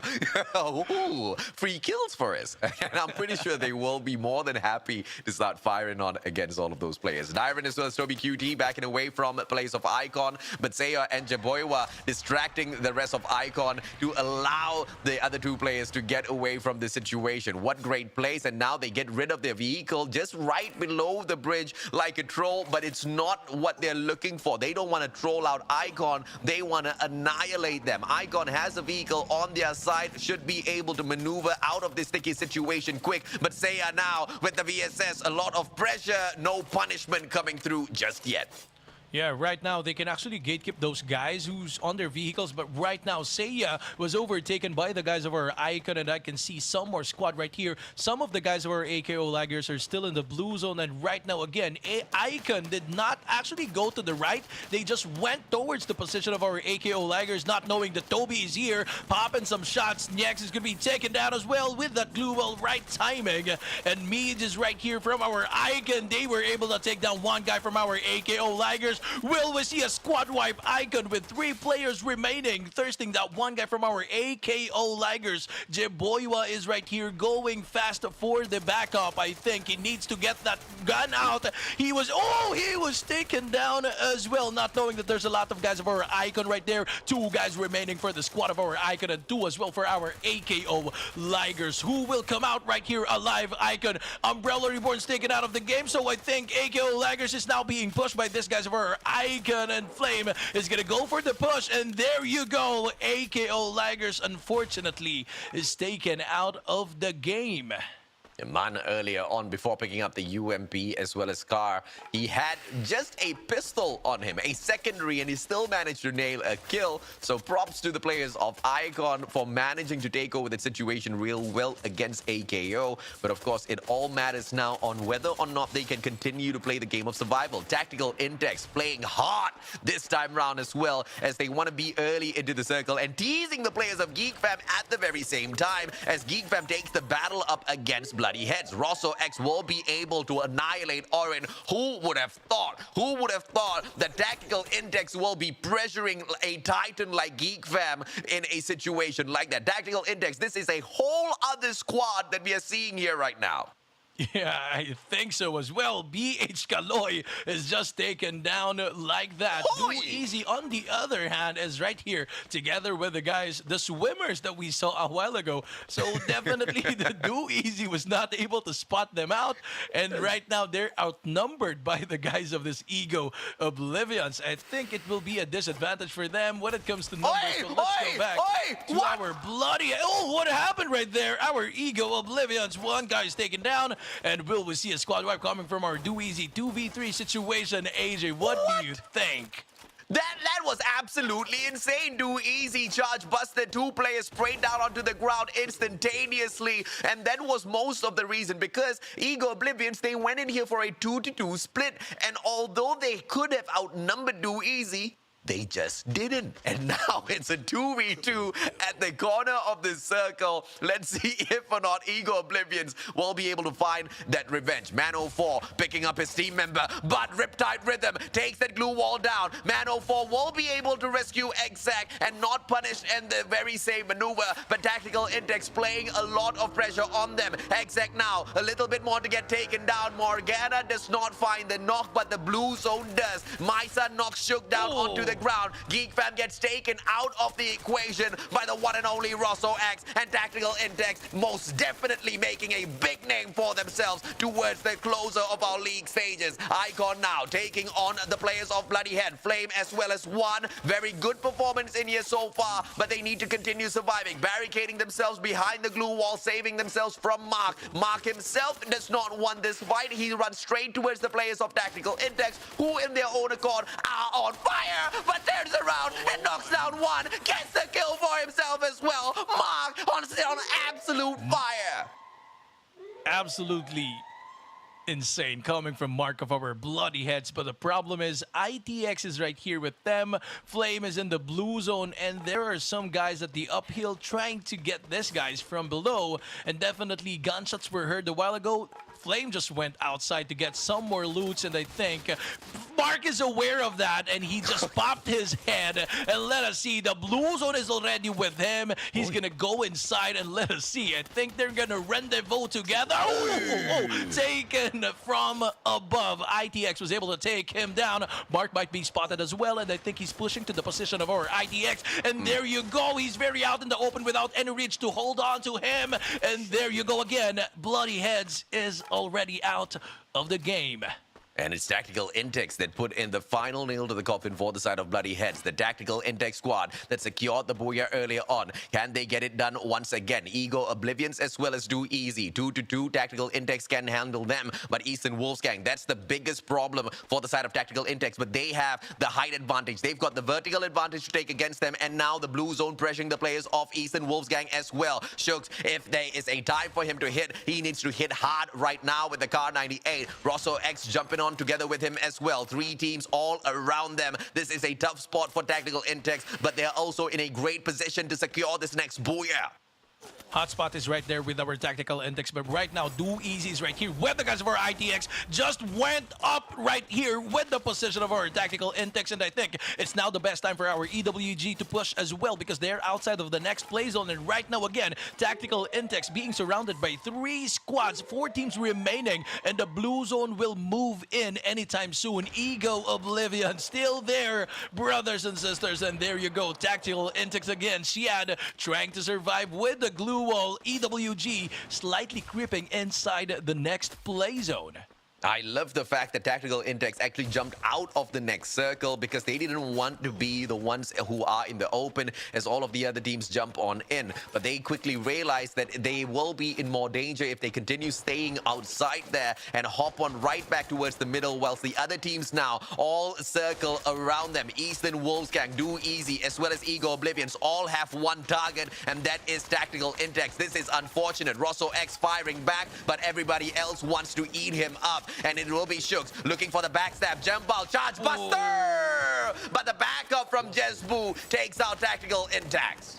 It was a good run for our tactical index, but there you go. Last two squads right here. So we're seeing EWG and as well those Ego Oblivions who were swimming a while ago. It was a good swim, by the way, and there you go. A 1v1 situation. EWG and as well this guy from our Ego Oblivion, Myson, taking their time. And I think one guy from our EWG was revived. Yeah, Ego, my son. What can he get done in here? He's got that long-range combat ability, Riptide Rhythm. It misses absolutely wide. But now, with the Mag 7, auto shotgun finds two up first. Monito, Charge Buster, Mag 7! The auto shotgun secures them. The booyah! Man, I am completely out of words. What in the world happened? Ego Oblivions happened. Man. They started off the game. They wanted to set the Guinness World of Records for the team that has swum the most within one matchup of Free Fire. I think they managed to break the record for themselves, continuously swimming all around, meeting the players of Do Easy, fumbling that opportunity, losing two players in the exact same process, but they were not down and out for the count because the remaining two players who played the buddy system, they were just so patient, staying out of all of those engagements till the very final moment. And we saw his movements, we saw his plays, and with the auto shotgun, the Mag 7, you will be punished if you miss your shots. You've got the crazy rate of fire, but it takes a long time to reload. This guy missed absolutely nothing in that final circle. It's a crazy play and a truly well-deserved booyah for the side of Ego Oblivions. Indeed, a well-deserved booyah coming from that swimmers. Again, they were able to, patiently wait for that moment to get those kills. But then again, it's not just patience that matters, it's still the skills. Because again, as what you have said, if that did not connect, he's in a very grave position and he was able to connect it properly. That's why they were able to take that booyah beautifully. It's just a solid play, right? Icon, unfortunate because of the movement of Mark from Bloody Head, by the way. Yeah. Earlier on, we saw that perfect movement out of him, just keeping on so much of pressure, which makes, which just reminds me exactly how dangerous the players of Bloody Heads can be in a game like this. But of course, towards the very end, it was Ego Oblivions going up against the one and only Eastern Wolves gang, and that Mag 7 securing them that final circle. Just absolute perfection out of Ego. But what are your thoughts, Danley? If the grenade landed, if it hit, it would have been it. Manito just couldn't get the grenade. I think he threw one grenade, but he had three on him when they tried to go in for that rush. And I was thinking, maybe you want to try and use the rest of your grenades first, but off the top of my head, I don't remember how many glue walls they had. So maybe they felt rushed. Maybe they had no glue walls and they thought, okay, we're running out of walls, we're going to rush it. 2 versus 1, maybe the numbers advantage will work in their favor, but it didn't work out. If anything, my son, please be my son. He just did so well. Oh goodness. Like be your son, like your son? Like you want to adopt him? Or I'm probably older than all the people playing in the tournament, so why so not, you can right? be mama. I can adopt everybody. Depends on how many kids I'm gonna have. But seriously though, the ending, it was great. The last couple circles, it was very chaotic. I thought it was going to be tactical intakes, right? They had the top of the hill. They had a positional advantage. But something I did notice with them is that most of the glue balls is actually on Rossux, right? And Shooks was tailing him. He was basically hiding behind Rossux and waiting for those glue balls to get deployed. But something I found peculiar was that he had 8 on him when he went down. You would think that he would maybe pre-deploy a couple more of them to give them that backside protection, because they were so focused on one side that they kind of had their backs open, and that's where they sort of got taken down by Do Easy, who was still on that side of the hill, and they knew Do Easy was there as well. So maybe just a crack in their defense. As many glue walls as you had, you got to cover all your bases, and they get punished for it quite heavily. So it's a shame. I was hoping it'd be a tactical index game again, because that would be such a surprise for everybody. But I'm not complaining that Ego Oblivions managed to get the booyah. I think that was a very interesting round.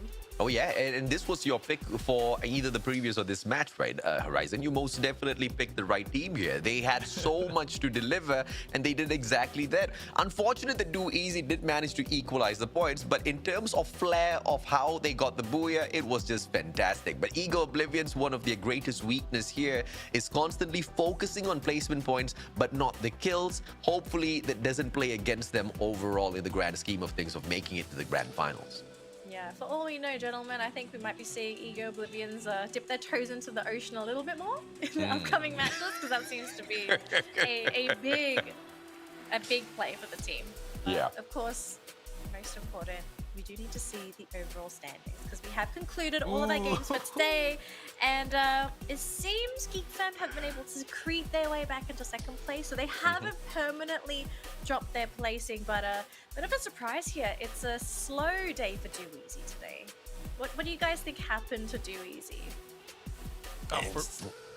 For me, it was okay, but as you can see, Ego Oblivion's taking the 12th spot still. But as you can remember, AKO Laggers had a good start, but they were shut down early on. That's why they were not able to continue the momentum. But if they did, they could have, get inside or maybe just a little bit beside our top number 12, right? Yeah, What are your thoughts, AJ, on the overall leaderboard? Yeah, Danley, overall leaderboard, but let's address your first question first, right? Do Easy, hot and cold, it's so normal for the team, but overall, as long as they keep themselves in the top 5, getting to that number 1 spot, it's not going to be too difficult, and we know they will be able to deliver on the grand finals day, right? But, overall leaderboards, whatever that has happened today is absolutely shocking for me in terms of how Thoda has managed to continuously drop down. They haven't been able to show us their best version of themselves, and the other teams are just taking advantage of the vulnerability of Thoda, and they are just taking all of those opportunities. Orange Esports is the other team who's the exact opposite of that. They continue their good stride in terms of climbing up the leaderboards, and they're performing quite well for themselves. And we still have one more game for the weekend as well, so we could be seeing some more changes, considering how we've had such... Whoever's getting booyahs, it's so volatile. We can't predict them anymore. And it's great for us, it's great for the teams as well, because it really shakes up the leaderboard, and no one's going to feel safe now. But very quickly, let's take a look at our player data from that round that we've just had played. Jesbu on the side of Do Easy going to secure the MVP for the round with 4 kills to his name with that Charge Buster whistle. Jembal also with the Charge Buster. This seems to be the weapon here for Do Easy. They love the close range combat. Mason as well as Mark. Deserving top placements for that round. But very quickly, our top teams on the leaderboard. We've got Blacklist, we have Geek Fam, we have Hard to Get, and it seems like Geek Fam, they are slowly returning to the top of the damage leaderboard, but damage, it doesn't equate to the placement points, right? And this is something that Geek Fam need if they're going to even consider overtaking Blacklist. Yeah, they do have the upper hand now in terms of the number of kills overall. It is a silent competition between the two teams as to who's going to be able to pick up more kills overall throughout the league stages, right? It's a little bit of a flex, but at the end of the day, you are looking for the pride of picking up the number 1 spot as well. And 75 points away from Blacklist International just means that Geek Fam needs to hustle up, but it doesn't seem like they've got a solid strategy on how to execute, getting up to that number 1 spot. It just seems like this team is just taking every day and every single match one game at a time, right? and I don't feel like that's the best way possible to move on forward to find that number 1 spot. But for the grand finals, it's the perfect momentum to get on in there, right? You're not the most dangerous, but at the same time, you can get it done when it comes down to it. Yeah. Now, sadly, we are coming towards the end of the broadcast. So, Horizon, do you have any final words before we close out the stream? Good luck to everyone, because you've seen Tactical Intex coming out as a booyah right here for tonight, right? We have to laud their performance, right? The first booyah of the league stage. Yeah.